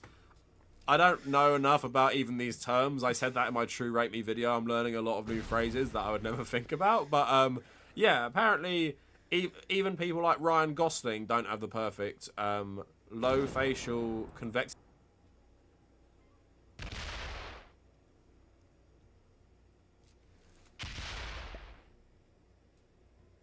69. 169. Nice.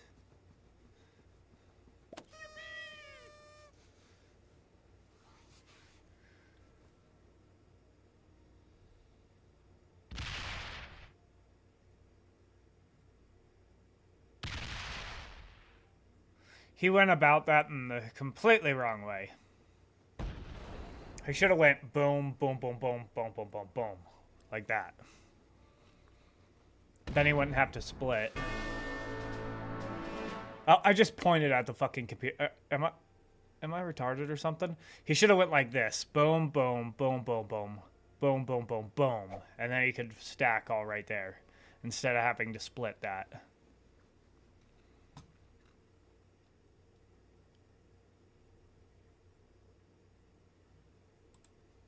Angle, and you know, ask any random girl who knows who he is. And then he'd be right here, and he could kill. But one really bizarre one, which I came across today, is bone smashing. And do this. Bone smash for sure. Reporting, impressionable and insecure people have entertained the idea. I honestly think that this bone smashing thing is a complete joke. That everyone who's posting it is just joking. Like, almost everyone who was posting it is just joking, you know? That by pummeling parts of your face with your fist or even hitting areas of your skull with a hammer, you can fracture bone so it heals in a more aesthetically pleasing shape, leaving you with a more defined chin or sharper cheekbones. Bone smashing appears to have originated as a troll suggestion rather than a worthwhile experiment in facial modification. In this case, the science is based on a misunderstanding of Wolff's law, a principle identified in the 19th century by German anatomist Julius Wolff. Bones under higher strain will remodel themselves to become denser and stronger. For at least half a decade, incels have argued that this means you can reshape your skull by applying acute stress. Now, to be fair, a lot of people, even in this stupid mewing community, have been calling out bone smashing, because some people have legitimately been doing it. Like this video I saw today of a guy who isn't even like a big creator smashing his own face with like a rock. Not like really hard, but still very, very weird to see. And thankfully there's some people on TikTok who obviously call out why this is absolutely insane. I honestly never thought I'd have to come on here and say this, but please don't intentionally break the bones in your face. Now, I can't stop you from doing what you want with your body, but remember, if you displace those bones and then they have to heal on their own, you can end up with something like this. It's called malunion, where now the bones are not healed properly and you can end up disfigured. Of course, if you're not given the genetics to have a jawline like this, unfortunately you have to see a trained professional. Mewing or covering your mouth with tape or breaking your bones is not going to give you a jawline like this. You also shouldn't go down the path of chewing on these things that are said to make your jawline look better, because what you're going to do is destroy your jaw joint. So yeah, as if you need like a medical professional to tell you why smashing up your own face isn't a good thing. It's just depressing with social media, and I think this is like a TikTok thing, because the misinformation there about everything is just insane. Because how do you moderate a platform like this? How do you moderate like millions of videos every day going up? Like, I don't even know how many millions of videos go up every day. There's no way. And I'm not even just talking about looks maxing, historical misinformation, loads of fascist stuff going up there, like non-stop.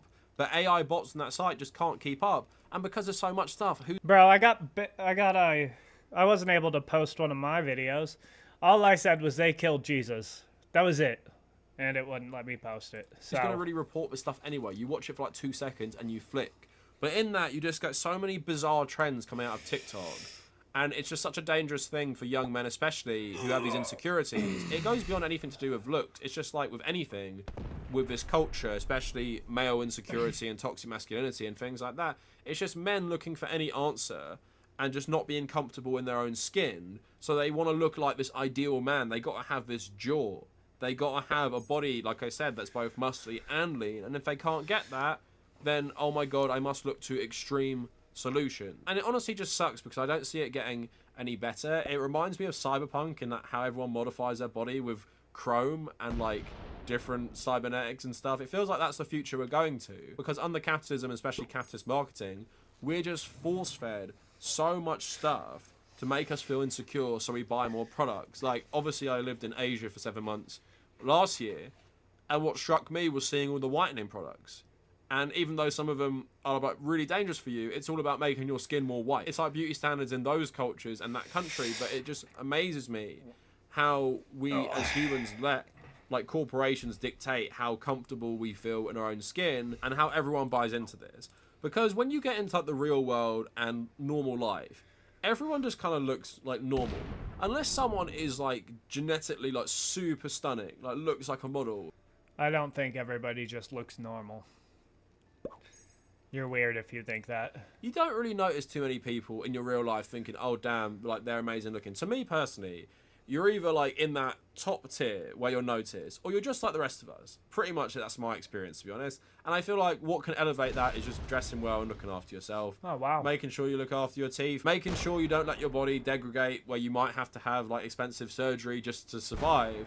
But yeah, the cosmetic industry as a whole just preys on this so much, and I'm not judging people for getting cosmetic surgery like so much. I don't think it's even an individual Why failing. would this guy It's have done society's that? fault That was we a make people weird feel fucking...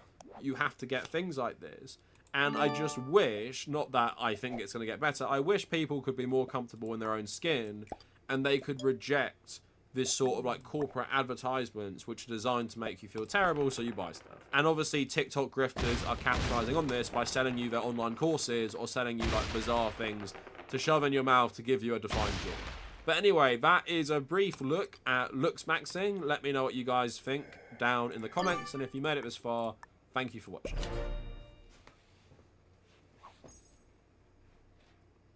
One in 2 small businesses don't plan on buying cybersecurity. Crossing your fingers doesn't stop breaches. Protecting your business with Falcon Go does. CrowdStrike. We stop breaches.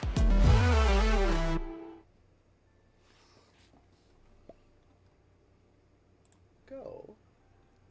What is up, risk takers? Welcome to the Kill Pete Strategy. I am Pete. This to their people. And this is under the sanctioning of the that United guy States, is by the way. The really Biden regime Asian. sanctioned this. Western countries cannot do things like this if the U.S. does not support it. They were able to do this over a nearly 100% survival rate virus. They will do more to you over less if they have to. They will kill you if they need to. So for me, when the government comes in and says, well, hey, you cannot enforce your border, you cannot enforce this, like I mentioned. Go. What is up, risk takers? Welcome to the Kill Pete Strategy. I am Pete. I am a top player playing Risk Global Domination on PC. I have a daily release schedule on YouTube. I do Fix Friday every Friday. I wanted to watch this video. Fake gurus, the people teaching you how to make money, how to get rich, and escape the 9-to-5, are usually the worst with money of all, building their huge reputations on foundations of nothing but sand. And in this video, we're going to be going over fake gurus that went broke. Starting with one of the most popular and beloved fake gurus out there, Robert Kiyosaki. Rich Dad, Poor Dad. I think that his book, Rich Dad, Poor Dad, actually is explains a lot of shit pretty decently. Now this will be controversial. Rich Dad Poor Dad is one of the biggest books in the financial niche. It's a bible for anyone trying to start out making money. And Robert Kiyosaki, the man who wrote this book, built his reputation as a savvy financial investment guru, with his popularity soaring and his book reaching the #1 charts on Amazon. But more and more recently, he's being exposed as a hypocrite, charlatan, and a bold-faced liar. As financial gurus, experts in making money, don't usually file for bankruptcy, and they are known for being in severe debt. However, Kiyosaki is now known for both, and he proudly admits this. He has a huge history of failed businesses, dating all the way. Most really, really rich people have a history of failed businesses. It's very rare that you find a person who's like super rich, who just their first business that they ever started up worked. Way back to the 1970s. His most notable bankruptcy came in 2012, when his company Rich Global LLC was ordered to pay approximately $24 million to Learning Annex, an American education company based in New York City. But Kiyosaki's company lacked the necessary funds to fulfill. I am Anatoly Yakovenko, the CEO of Solana.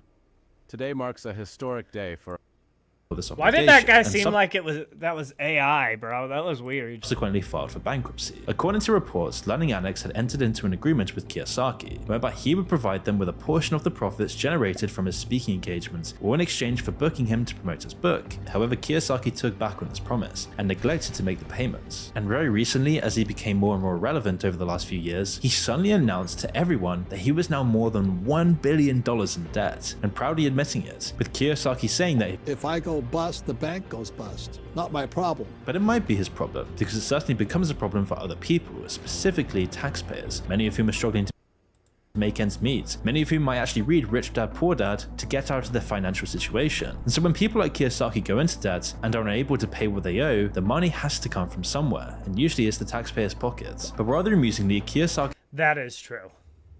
he has blasted Grant Cardone for being a fraud. Now don't get me wrong, Cardone is kind of a fake guru, and I've discussed— Yeah, no, I actually do think that Grant Cardone is a fucking weasel. I don't like Grant Cardone that much. him before in this fake guru video here. However, there is something a little, shall we say, rich about Kiyosaki highlighting Cardone's multiple flaws without actually acknowledging his own. For instance, Kiyosaki has close ties to Amway, an American multi-level marketing company that's been labeled a fraudulent pyramid scheme. Not surprisingly, you'll never hear Kiyosaki talk about Amway or his history with the disgraced company. But what makes Kiyosaki so bad and so problematic is that he's so influential. He has for years inspired new generations of mini Kiyosakis via his much criticized seminars, primarily focused on the real estate industry. The seminars are characterized by excessive promotions, extensive use of leverage, and lack of any specific details. Moreover, his Rich Dad education seminars have been the subject of multiple investigations and shocking revelations.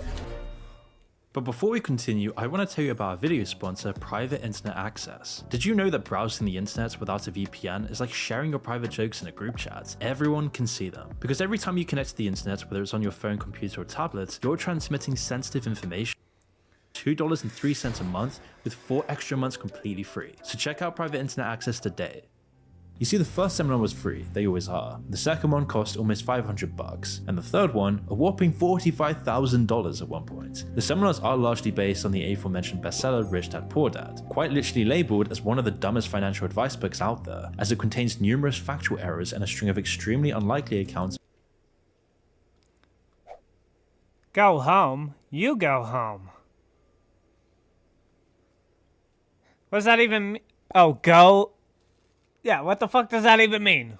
Of events that supposedly occurred. But for those who haven't read it, Rich Dad Poor Dad is Kiyosaki's story of growing up with 2 dads. The first, his real father, Poor Dad; the second, his father of his best friend, Rich Dad, and the ways in which both men shaped his views on making money and investing it. Ostensibly, Rich Dad Poor Dad is a work of non-fiction. In reality, however, it does appear to be the opposite. You see, there never really was a Rich Dad. He was made up, but readers were made to believe that he was real. Kiyosaki has also made an enormously lucrative living from selling his story, and actively encouraging others to pay inordinate sums of money to hear it. But these lies are relentless. He continuously attempts to reinvent himself and find ways to stay relevant. In recent times, obviously desperate to remain relevant, he goes on about being $1 billion in debt and entering the red pill space, appearing on any podcast he can to give his cheap hollowed out advice. And he also appears to be very close with Rollo Tomasi, Rollo named George. I do not like Rollo. I mean, I guess I don't dislike him like a ton, but I just think that he's kind of stupid. Miller, the so-called godfather of the red pill gurus, where he's had him on his own podcast, Rich Dad Podcast, many times, with the two men even collaborating to pump dubious crypto projects together. And who are the most likely to invest in crypto? Young, lonely men who've been trodden on by society and the red pill, many of whom find themselves in financial dire straits, who are told that women only want money, which makes them particularly receptive to the red pill Kiyosaki message. But for Kiyosaki, now 76 years of age, entering the red pill sphere just seems like such a low-level move to make. He is in many ways the grift that keeps on grifting, but another grifter that deserves close attention is a nauseating individual by the name of Kevin David.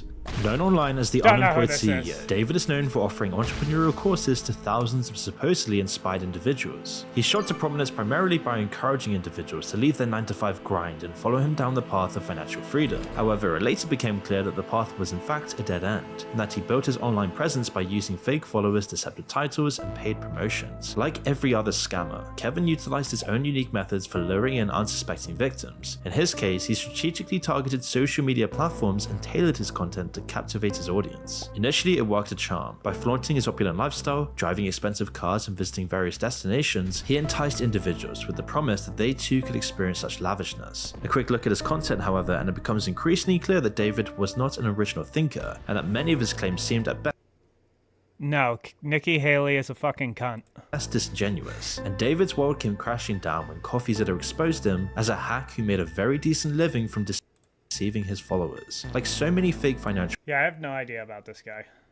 gurus, David was quick to jump on the crypto train when it started to gain some steam. But in November of 2022, after investigating David, the FTC found that he had ripped off consumers by manipulating reviews and making empty promises of big returns on cryptocurrency investment schemes and bogus business programs. In addition to promoting fraudulent crypto schemes, David, whose real name is Kevin David Hulse, was also found guilty of promoting YouTube scams related to Amazon FBA. David I love everyone, but when you say love like that, promoted his When you kick ass in your favorite game, you want to share it with the world. That's when Outplayed comes in. It Actually, no. captures your gameplay. I love Commerce everyone schemes, the except only- for Nikki Haley. investment everyone on the planet should make. According to the FTC, David and his company DK Automation made multiple claims about the supposed huge profits consumers could make with their programs, using testimonials that did not reflect the experience of any consumer. Moreover, in many cases, the company manipulated online reviews by falsifying positive reviews and flagging negative reviews that resulted in their removal. Oh, and the company agreed to provide refunds to consumers on the condition that they remove their complaints. David, a real low-life scumbag, was fined $2.6 million. Initially, he was ordered to pay $53 million, but the order was partially suspended due to his inability to pay. In other words, the cash-making guru is out of cash, and now that the world knows this, and all the lies that he has sold, he will never orchestrate a successful scam again. But one cannot discuss fake gurus without discussing cults, which brings us to Dan Lok, a slippery snake who employs cult-like tactics to swindle unsuspecting customers out of huge sums of money. The managing partner of Dragon X Capital, a venture capital firm that supposedly raises dragons with an X factor. What about Ben Shapiro? I don't know. He seems like he's okay, but I don't agree with him on a lot of shit. Locke is an incredibly dangerous What do you want me to guru. say According to about his him? personal website, Locke is a globally respected entrepreneur mentor and one of the world's most watched, followed, and quoted social media influencers with over tens of millions of followers across his brands. But in truth, he's a globally renowned con man who has been covered by Entrepreneur, Forbes, Money, Business Insider, and TEDx. No, I'm not a fucking Jew. I don't look like With Mark 1.8 Zuckerberg. million followers on Instagram and almost 5 million YouTube subscribers, his reach is massive. Through his mentorship and predatory advisory programs, he has built a career of luring students with false promises and brainwashing them into spending $26,000 Why does this guy look like such a weird-looking Asian? I don't know. He $1,000 just on what are looks better weird. described as He looks like a baby. utterly useless Like a fake grown-up courses. baby. Locke has convinced students to quit their jobs and invest in his programs. Many of these individuals who took his advice went into debt and suffered immensely, both financially and psychologically. One of his students used to be a civil engineer, but soon after joining Locke's program, Yeah. Yes. Fuck yeah. Do it. Bro, he got that pissed over one break. The guy broke him once to break me, and that's what he did? That was not well played. What do you... Is he gonna break me now? Oh no, he can't break me by where he placed.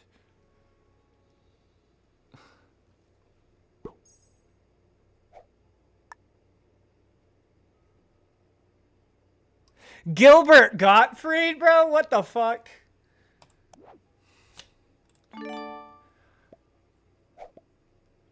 I don't know what this person said. Let me see what my...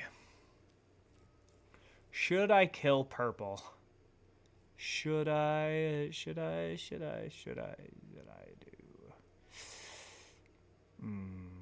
No.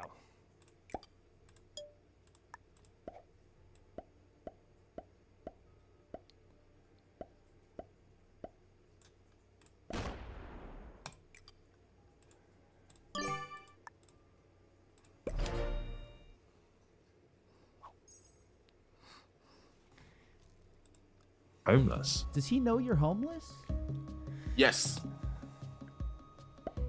Dan Locke knew you were homeless during this Yes. thing, and Yes. his course, you're saying, is what made you homeless. Yes. And he was still going after me. Locke is similar to Ty Lopez. Both men excel at selling a dream, but once you enroll in one of their courses, the dream quickly becomes a never-ending nightmare. Now, Locke was born in Hong Kong in 1981, relocated to Ontario at the age of 14, and similar to any other fraudulent guru, Dan asserts that his journey to wealth began at a young age. But dig a little deeper though, and you'll see that he has failed with 13 different companies. Yes, 13. This should be enough to put off any potential. I don't know, bro. A lot of people who are like really rich now have a lot of failed businesses, and that's how they learned to become rich. So I don't know about that. Students. Yet somehow, the host of the $1 Billion Startup podcast still has the gall to charge up to $52,000 for his courses. And what are these courses in exactly? Mostly useless ones like copywriting, email marketing, public speaking, and sales. His whole narrative revolves around his experience of growing up in complete poverty. During his youth, his parents went through a divorce, his father disappeared, and his mother was left to single-handedly raise him. But is it just me though, or does every fake guru have the same story? Remarkably though, everything took an incredible turn in his teens when he learned how to copyright. And ever since, Locke has excelled in selling his courses, a fact that was illustrated in the Netflix show Money Explained, which did shine a light on him. But he isn't just a fake guru. Locke has something called the Inner Circle, where students have chosen him, the master over everything. Once they dedicate themselves to Locke, they can enter his private circle if they have completed a 7-week, $2,500 course. And the Inner Circle, according to Locke, is like a university for high-end selling. Not surprisingly, to gain access, you have to pay a minimum of $2,000, then $200 per month. However, an ex-student told CoffeeZilla, the Inner Circle consists of nothing but empty promises and never-ending payments to Locke. And from what I learned, you know, if you have no sales experience, I guess like it's an okay introduction. No, it's garbage, dude. It's so garbage. It's so garbage. Moreover, students are pressured into engaging in high-ticket sales, a notorious practice of trying to sell expensive products or services of high value. And with Locke, there was always an upsell. There's always another course. And then you take the course and immediately you find out, okay, well, there's an upsell. At the end of the course, you're not ready. You need to go from like high ticket closer, which is one of the products, to inner circle or like the level up, right? You'll never finish with the product, as there's multiple inner circles within the inner circle. Locke attracts these people by pumping tons of money into Google ads, but once you're in the door, you're required to constantly pay for access to Dan Locke's wisdom, according to CoffeeZilla. One teacher who spoke with Coffee spent $25,000 on Locke's courses, went into significant debt, and had nothing to show for their suffering. And where it gets even creepier is that, like any good cult, anyone who speaks out against Locke is immediately threatened or silenced. One woman, someone who had paid Locke a huge sum of money, started a Facebook group to discuss her concerns about his teachings, philosophies, and mentoring skills. So Locke immediately threatened her with legal action. He is a swindler of the highest degree, and a cult-like. Fuck. He fucking bought it out. Fuck me. Okay, so do we kill...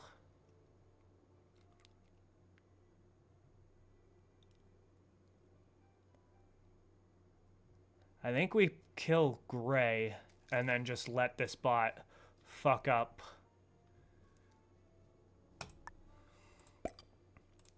Yeah, that's the plan here.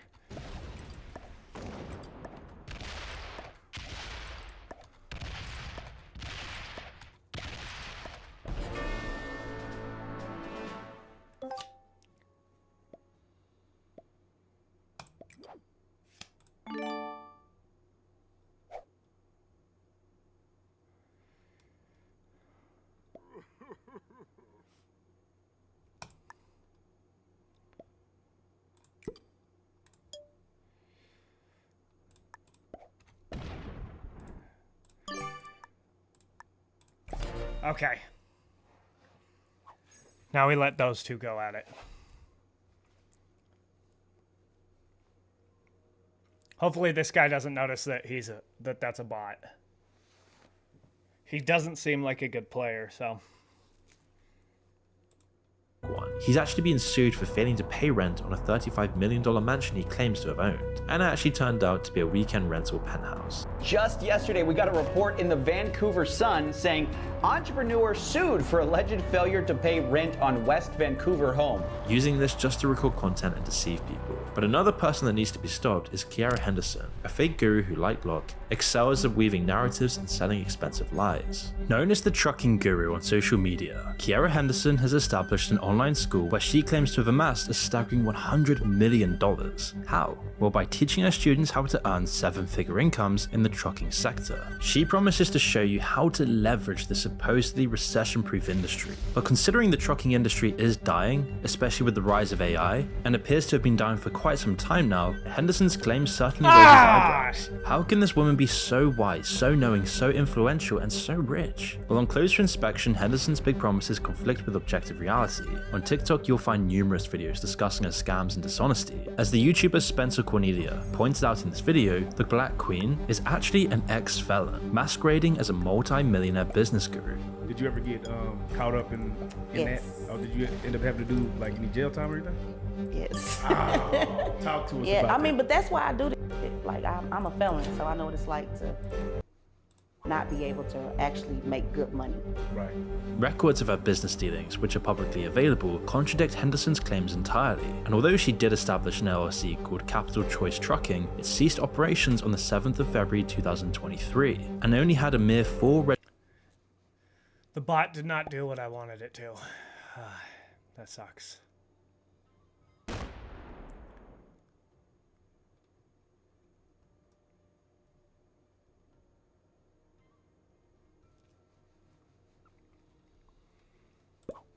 registered drivers, whereas she claims to have more than 80 drivers. TTG Logistics, another LLC established by her, seems to still be operational, although it lacks the necessary authorization to actually function. Moreover, it only employs 3 drivers, meaning that it more than likely operates with a maximum of 3 trucks. On the other hand, TIOGA Brothers Freight, the third company, doesn't possess any trucks or drivers at all. 0. There's actually no evidence in the public records to suggest that she owns more than 140 trucks, even if her Instagram bio would have you believe otherwise. At most, as the public records show, she owns a handful. Also, if she is as successful as she claims to be, someone who was on the record saying that she regularly makes tens of thousands of dollars in a week, then why would she have been evicted? Not once, not twice, but 3 times. In Fort Worth, Texas, specifically in Tarrant County Court, Henderson was previously evicted from her apartment. YouTube Music Premium is an experience that gives you complete control of your music. So you can listen without ads, download unlimited music for offline play, and keep your songs playing in the background. Get YouTube Music Premium. Try 1 month free. In 2017, and subsequently in 2018, she encountered another eviction from a different apartment. According to the fake guru's misfortune, she was once again evicted from a 3rd apartment. Henderson didn't attend college. In fact, as she openly admits, she didn't even. Yeah, I don't think that this person's very good. Ooh, just getting a phone call. Ooh, maybe they are.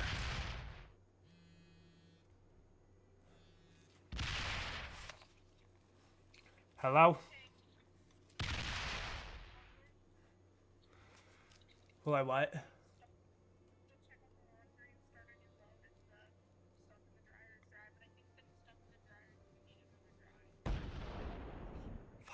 Person is good, then. Yeah, sure. All right, love you too. Bye. Bye.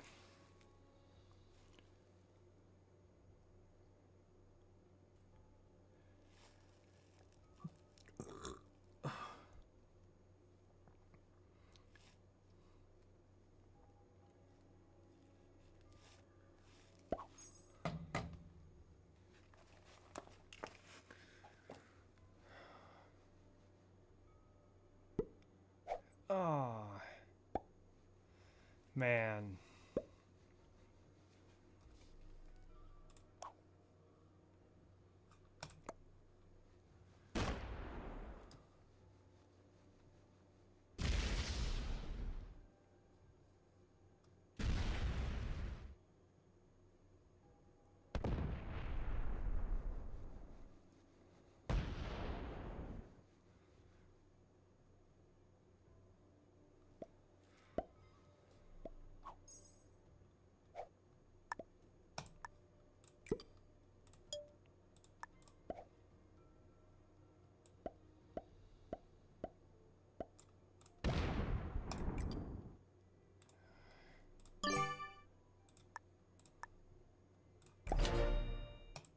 graduate high school. Yet she was shrewd enough to craft this rags to riches narrative and offer courses that she stole from another guru, according to Spencer, purporting to teach students, some of which include dancers and drug dealers, ways to make millions in the trucking industry. In truth, she's taught really nothing, but she's taken a lot of money. In fact, last year an ex-student actually sued Henderson for stealing a huge sum of money from them, which was discussed in Spencer's video. Initially, they paid $2,500 just to get her attention, and soon after they received a call from a guy named Frank, asking if they wanted to buy a truck worth $40,000 from Henderson. They said yes, they did, and wired the con artist the cash. They waited over a year for the truck to arrive, but it never did, and there's other similar stories of being swindled out of lumps of cash. Now, Henderson claims to have been involved in the trucking industry for over 15 years, and in this time claims to have made tens of millions of dollars, yet the facts paint a different picture. She's an ex-felon with a history of deceiving honest, unsuspecting victims. She's a charlatan, and her empire may exist in her head, but doesn't actually exist in the real world. But no financial guru is more broke than Anthony Farah. For years, Anthony pitched himself as a watch dealing expert. Up until recently, he also ran a watch dealing university,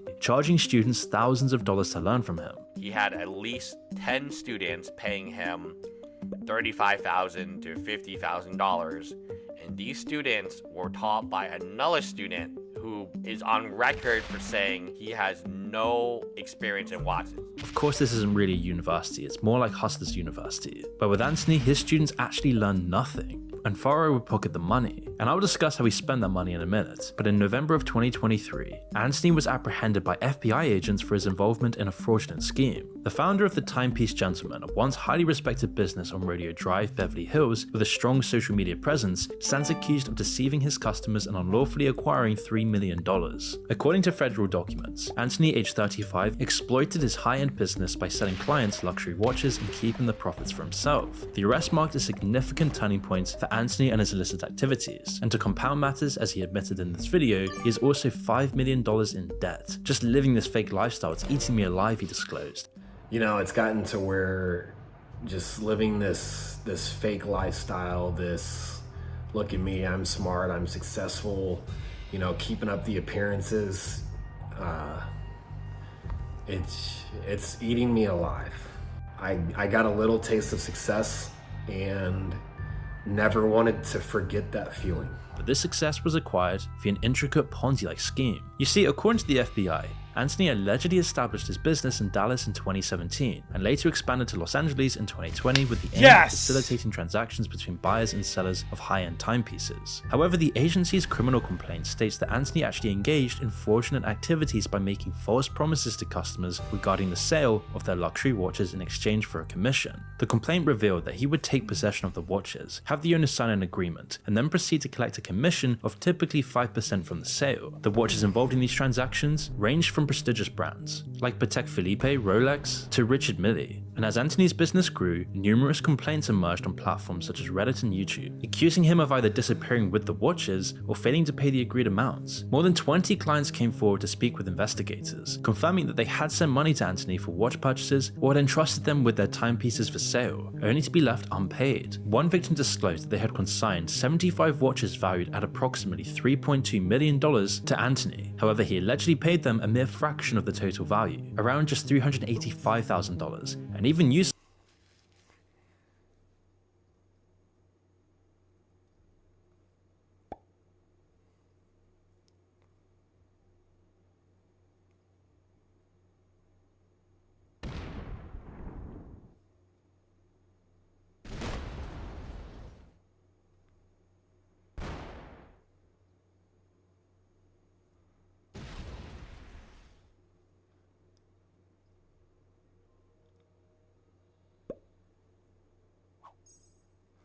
Okay.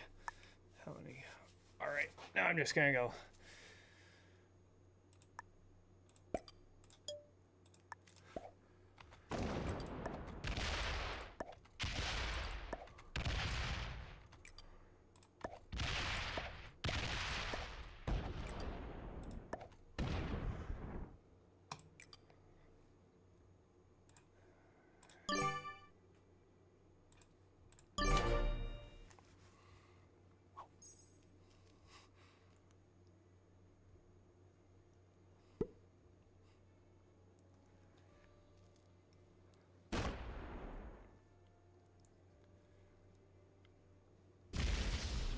Yeah, open me up so I can get the kill on you. Darn it. He wasn't dumb enough to do that.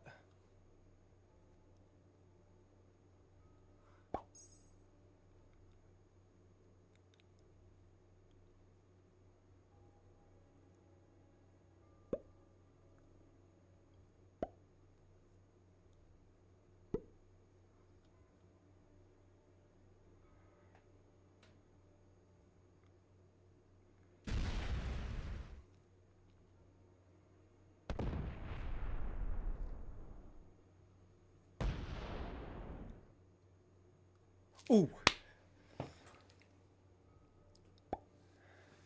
Black opened me up for the kill. I mean, purple opened me up for the kill. Sick.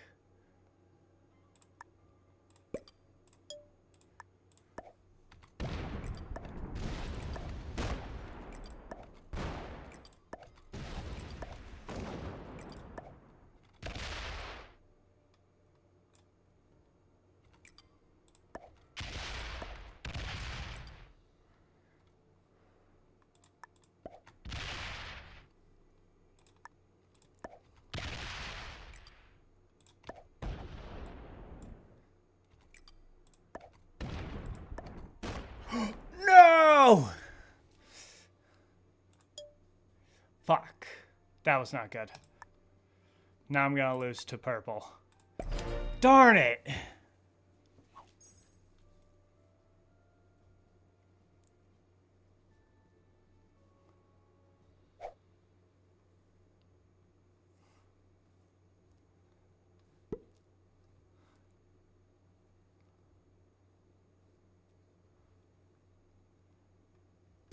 Honestly, I could still win to purple. We have the same amount of troops. Ah, he's gonna fucking go into... Fuck! Yes! Hopefully purple doesn't get the kill on him. Purple does have a trade. Oh.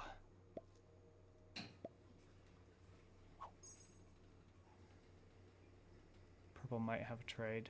Doesn't look like they have a trade. Ah, shit, purple does have a trade. It was a 10 trade, too.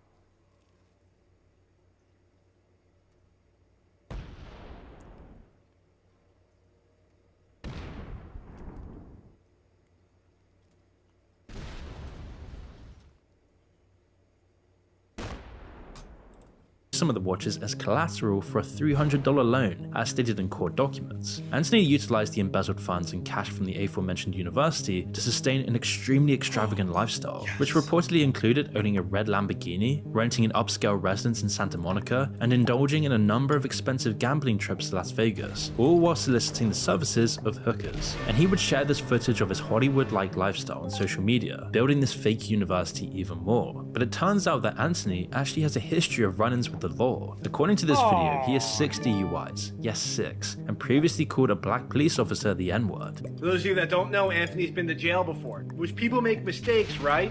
Except he has 6 DUIs. Anthony Ferrer is also racist. In a police report, he called a black police officer the N-word. And now today, he's facing up to 20 years in federal prison. If Anthony looks down and checks his watch, he will see that his time is up. The man who went from having it all finds himself with nothing. Just one more guy in the fake guru industrial complex.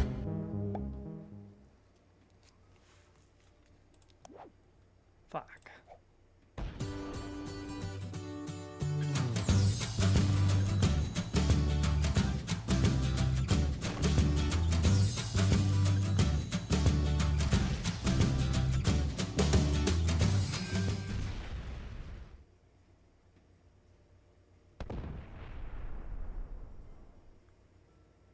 Sup, you beautiful bastards. Welcome back to the Philip DeFranco Show. We got a lot of news to talk about to start your week today. We've got the Mr. Beast X video scandal getting very messy. The spectacular disaster that was trying to stop this news story from getting out. DeSantis has officially bent the knee, which was impressive for a man with no backbone. And then there's even more to talk about, so buckle up, hit that like button, and let's just jump into it. Starting with this absolutely wild news about news. And it begins with the question, what would you do if there was a local news story about to drop that you did not want getting out? Would you try to jump ahead ahead of it, make a statement, try to undercut things that were going to come out? Or might you try to cut people off from the source of the information? Because the small Colorado mountain town of Ouray, they're knee-deep in a scandal right now. Because there's this investigation into a sexual assault at the local police chief's house that's making front-page news. With the Ouray County Plain Dealer, the local newspaper, taking on this story. You have a local teenager saying that she was raped at least 3 times by 2 different people in the home of the local police chief, who they say was reportedly asleep at the time. And the most recent update is that 3 people were arrested, with one of them being the stepson of the police chief. But here's the thing, when the Plain Dealer put this story out there, no one could actually get a copy. And that's because early on the morning that this story was published, someone or people went to every single newspaper box in the town of Ouray and all but one in a neighboring town and emptied them. We're talking about hundreds of newspapers just stolen, with the paper saying whoever did this likely put a few quarters into each box and then took the entire stack of paper. And when they realized that this happened, the Plain Dealer co-publisher sent out an email saying, it's pretty clear that someone didn't want the community to read the news this week. I'll leave it up to you to draw your own conclusions on which story they didn't want you to read. So now, I mean, we're talking about it. The Streisand effect is strong. This news getting out to even more people. The Plain Dealer also raising $2,000 in donations since the theft. They also reprinted 250 copies to distribute, but also later that day, the thief came forward. But then even this is weird, because it was a local restaurant owner by the name of Paul Choate. He confessed and returned the papers in a garbage bag with an apology, admitting that he stole the papers because of the story on the front page. But this is, it looks like, this guy wasn't even connected to the investigation. The Ouray County Sheriff's Office saying in a statement, the suspect is not a member or relative of law enforcement and not associated with the defendants in the recent reported sexual assault. And as for the sexual assault investigation, there is now more attention and arguably pressure on it than ever. The case reportedly being handled by the Colorado Bureau of Investigation. But all in all, just kind of a weird one, but I guess also there is a lesson here. If you want a story to be spread, try to stop it. Try to hide it, because there's nothing that will get people's attention more. Even through all the noise that is the insanity of our current news site. Just say, hey, don't look behind the curtain. There's nothing behind it. You will get a line of people lining up for it, just chomping at the bit to get a peek. And then, in huge business and social media news, the grand Mr. Beast Elon Musk experiment has concluded, and wow, it's been big news. There are big claims being made. There are accusations. There are conspiracies. Some are calling Elon Musk a fraud over this. Right, so let me break it down for you and let's talk about it. Because Musk, for a while now, has been trying to court creators over to X to post video content, with him even publicly tweeting out his desire to get Mr. Beast on the platform. So you had Mr. Beast politely explaining in the past why it doesn't make monetary sense for him to also post on Twitter. But eventually Musk in the situation convinced Jimmy to test it out. So he posted an old Mr. Beast video and was like, hey, I'm gonna test out and see how much money this makes, and then I'll share the results. And as promised, he announced today, saying my first X video made over $250,000, but adding that it was a bit of a facade, saying advertisers saw the attention it was getting and bought ads on my video, I think, and thus my revenue per view is probably higher than what you'd experience. And based off the numbers that we have right now, it looks like he's getting $1.68 CPM, but that's how much he gets per 1,000 views or impressions. And so, with this, you had some people saying, hey, this is a game-changing situation. Or if you look at TikTok, you see examples popping up where people are like, hey, I'm getting 8 cents, 30 cents, $1.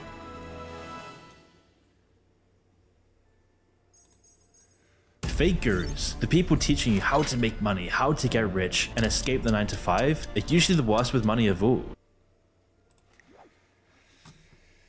Expert, I don't even remember what he did. Yeah, he died. I killed him. Alright,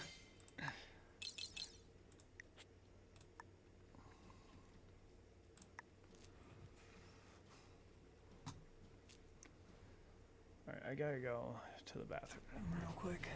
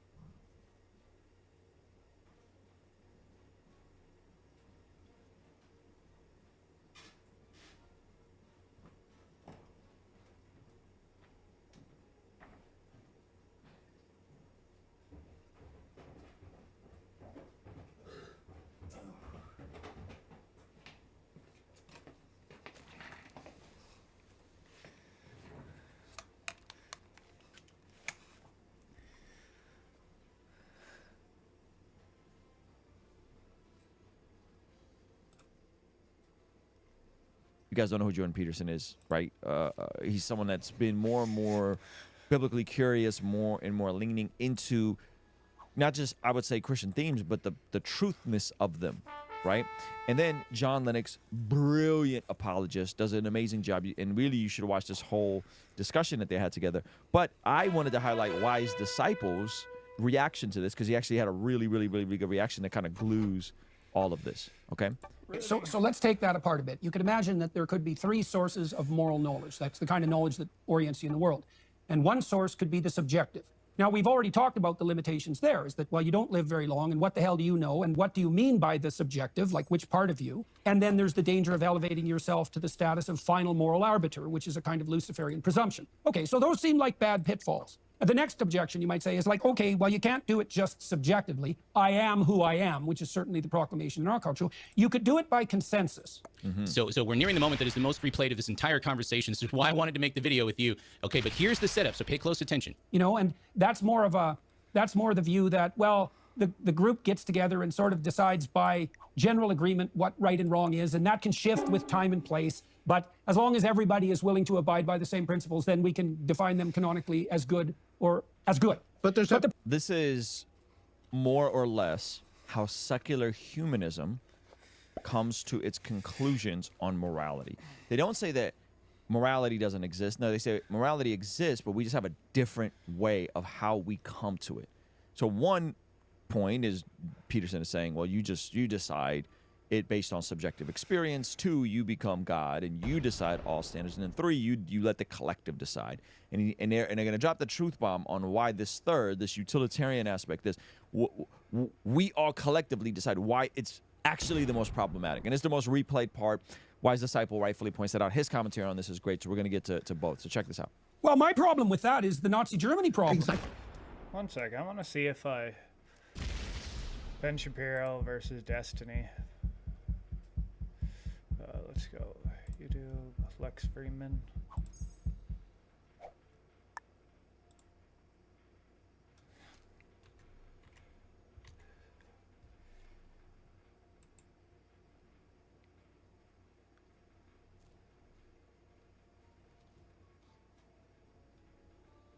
Nope. All right.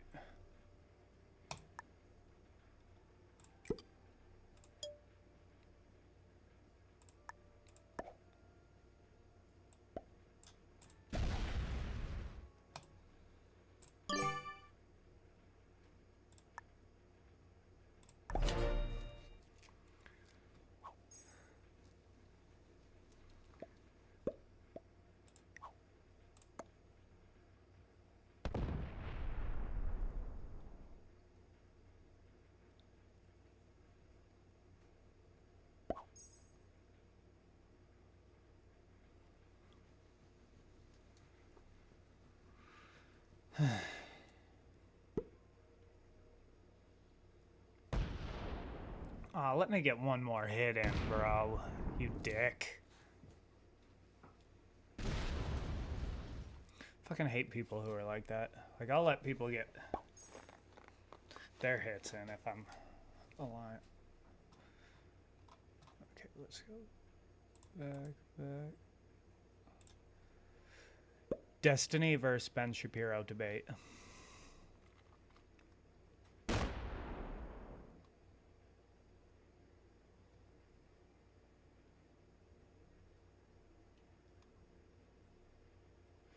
So they said that. What's this? I'm treating this like a murder case. But some questions just don't have answers. I haven't. I feel like I haven't seen you guys in a year.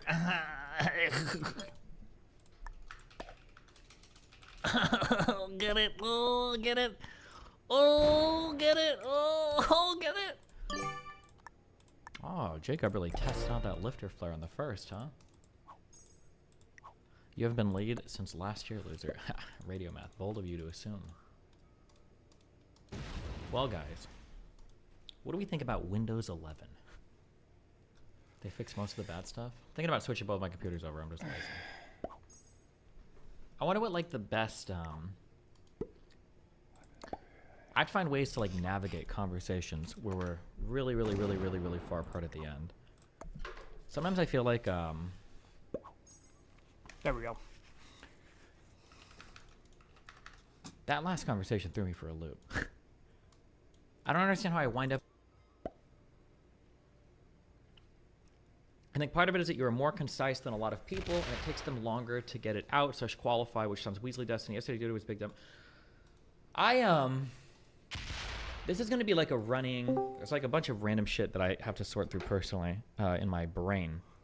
But before I get to this, there's like I write things down that I need to spend some time just like reflecting on, and then I incorporate this into my content. I've made a few big shifts away from how my mental, I guess, model of people's minds.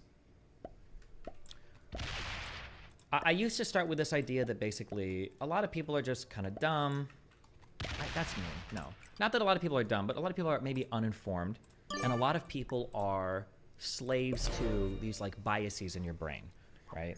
So one of the reasons why I always cite that psych class that I took in high school as being like one of the most important classes of my life, because one of the things I hope that I learned was that I can't trust my brain all the time. We're very unreliable narrators when it comes to, you know, the narration of our life and the things we've seen and experienced and blah, blah, blah. And I feel like a lot of people maybe aren't aware of this, that they're falling prey to a whole bunch of biases, and they just need, they need to learn more to break them out of this.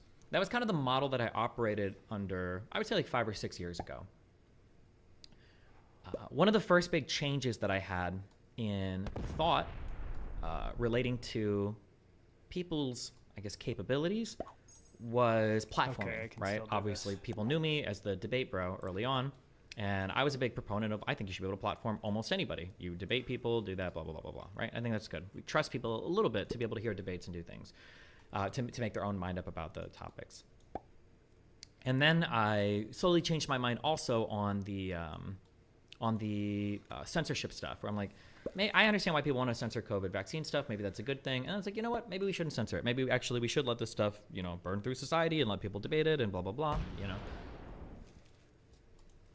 And then I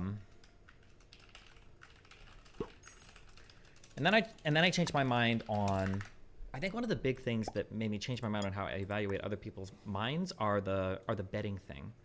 That when I started doing the betting thing with some people, my go-to, what I thought was going to happen was, as soon as I bet you on something, you're going to immediately, you know, shirk and I don't want to do this and fuck you and blah, blah, blah, blah, blah.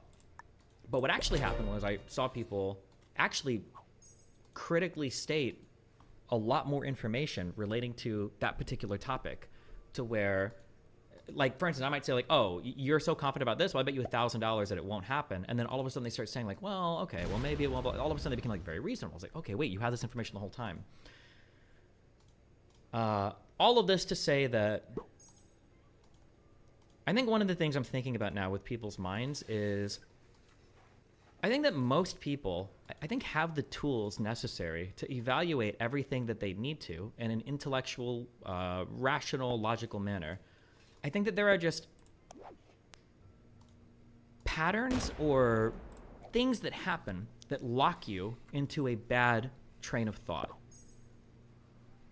And that's what I feel like has happened with this stuff. Because I think in any other situation, if I took this guy and I put him in a room, I'm like, okay, let's have a conversation. He's like, yeah, what's up? And I'm like, you know, like about like classifying shit and declassifying stuff. It's like, yeah. And I'm like, do you think there is probably like a process the president would go through to classify or declassify? The guy probably, yeah, of course, obviously, right? The president can't just randomly classify or declassify stuff for a variety of reasons. For instance, the president classifies a thing. Once something's become classified, one thing that happens, a lot of people aren't aware of this. Wait, is Wicked Supreme here to fact check me if I get shit wrong? Fuck, he's not. One thing people aren't aware of is when you classify stuff, you have to go through a whole bunch of other documents to see if that stuff needs to be classified as well. So, for instance, maybe this is probably a too pro the Hillary argument, but one of the arguments that people made about the Hillary email servers is that of all the emails that went through, I think 130 or so were classified. I think over half of those were retroactively classified. That means that the government might publish some piece of information, distribute it, and then later on, something becomes classified that document contains, and now the document is retroactively classified. They go back and they up the classification from nothing to classified to top secret to whatever. So obviously, like, the process for classification probably needs to run through some kind of channel, right? But that's, like, understandable, right? And same thing with declassification. If we declassify something, probably need to run it through some sort of channel, right? For instance, what if the president declassifies something and then somebody else takes that exact piece of information out of another SCIF, a secured area? Should that person be, in trouble? Well, it's declassified. The president already declassified it, but he needs to make people aware that it's classified, right? This is something that I think every reasonable human being will be like, yeah, of course, obviously, right? Classification and declassification should probably run through, some sort of office to. Small businesses are 3 times more likely to be targeted by cybercriminals than bigger ones. Don't be one of them. Beat the odds with CrowdStrike. Get Falcon Go today. CrowdStrike. We stop breaches. You asshole.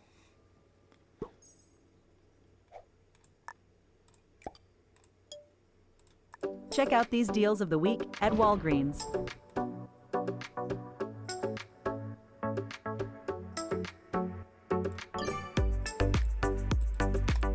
Save on essentials and more only at Walgreens. Make sure that we're doing this in a consistent way. I think that when it comes to Trump, I don't think that people suddenly become stupid. I don't think they are stupid. I think human brains are insane. To my understanding, the human brain is still the most complex and complicated thing that exists in the universe that humans are aware of. It's my understanding.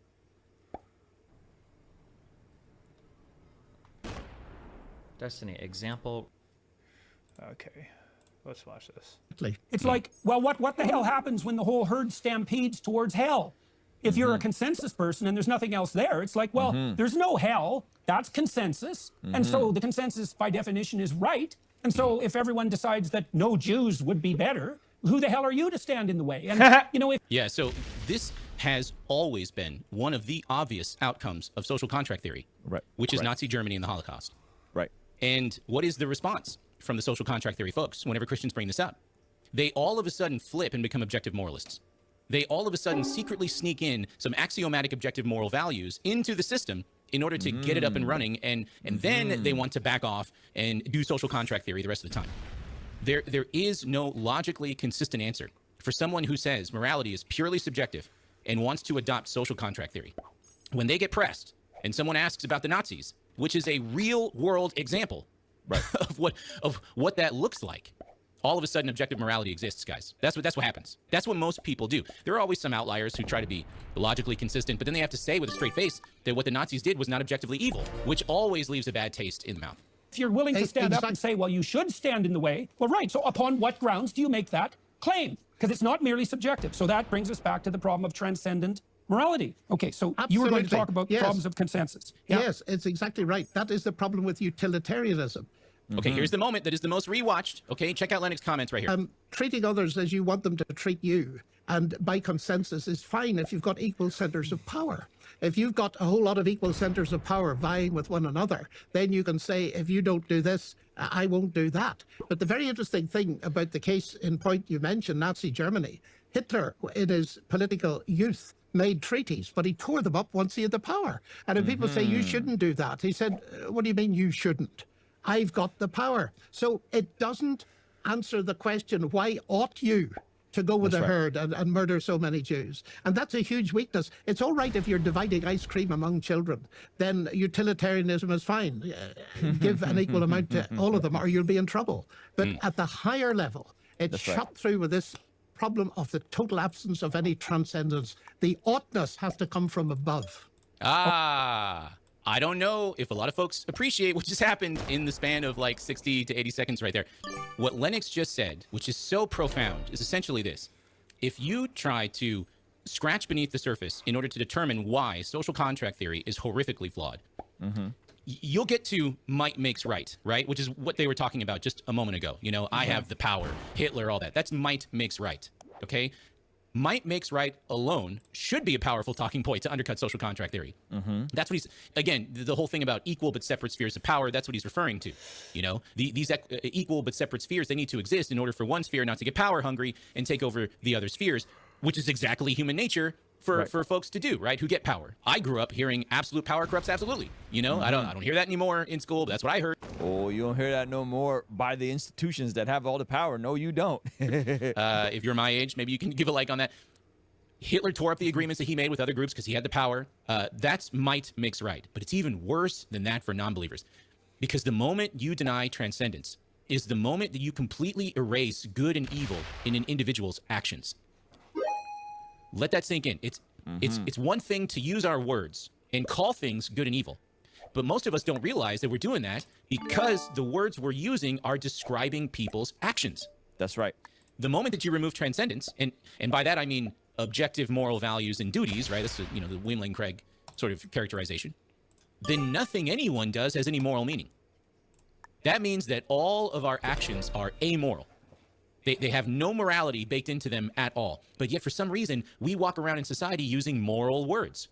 Okay? That means morality only exists in our language. They don't exist in our actions at all if there is no transcendence. Sheesh, man.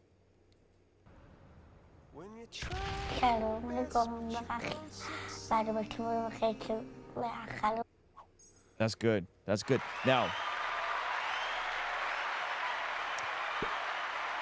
this is why the moral argument, I think, is a good argument, because if there is no objective moral standard, then might is right, and it just becomes, again, utilitarianism. Whoever has the most amount of might gets to decide what is right. And when you remove objective morality, thou shalt not steal, thou shalt not kill, so on and so forth, you then can just, whatever my tribe thinks is right, then that's what we're going to do. We're not going to value human life. We're not going to value people's possessions. We're not going to value on these things, right?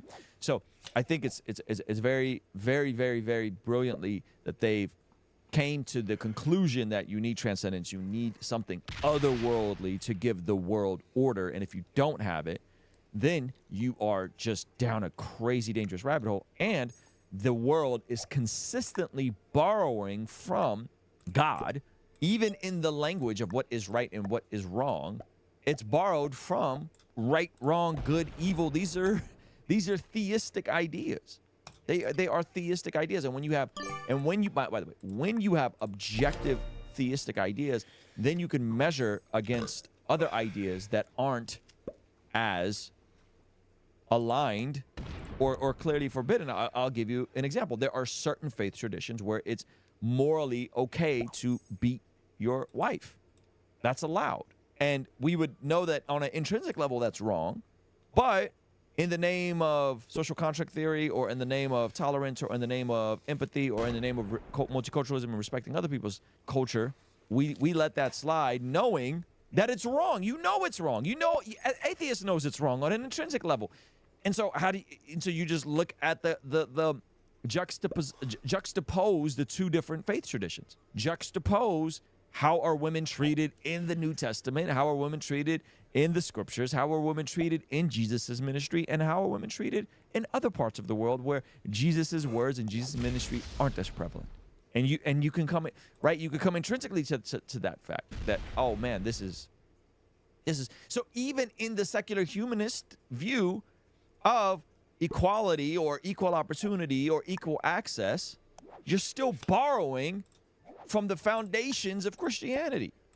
You're still borrowing from the foundations of God. You just don't know it because you take it for granted. You forget that you drive on paved roads with electricity running through the ground or over us, and you just take all of it for granted, not understanding that the entire foundation in the West is a Christian virtue ethic based on theistic absolute truths. So I think that's the part. And notice, coming full circle to what we were talking about earlier, William Lane Craig was deemed beneath Richard Dawkins, not because of actions, but simply because of thoughts and ideas. Think about that for a second. That what is the stuff that people are often getting canceled for? Sometimes, yes, it's egregious, awful things. A lot of times, it's ideas. A lot of times, it's what you believe about a specific community's behavior. Not a community, just their behavior can get you canceled. Can get you out of an institution. Can get you out of the graces. These are ideas that the secular humanists go, no, you can't speak.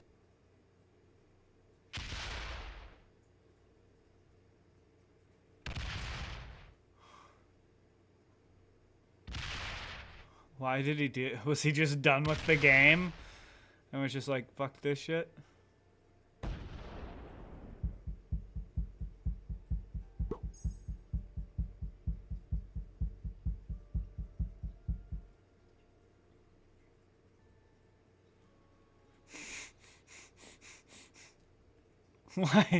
Why did he do that?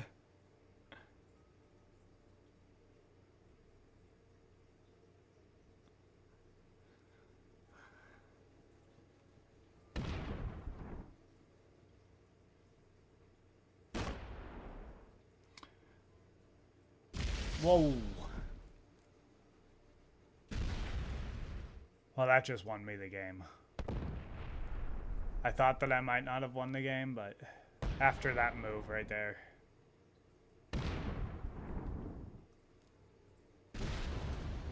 All right, cool. I thought that this game was going to last a lot longer until...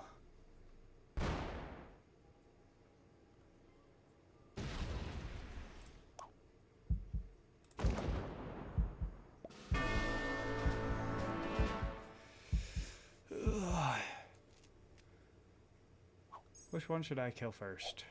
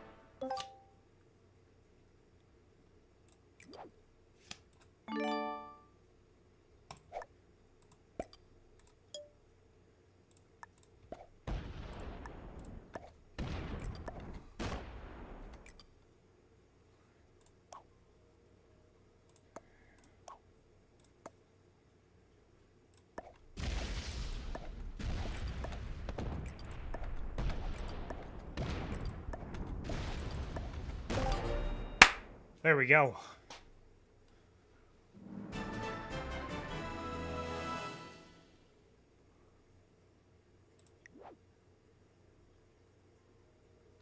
All right.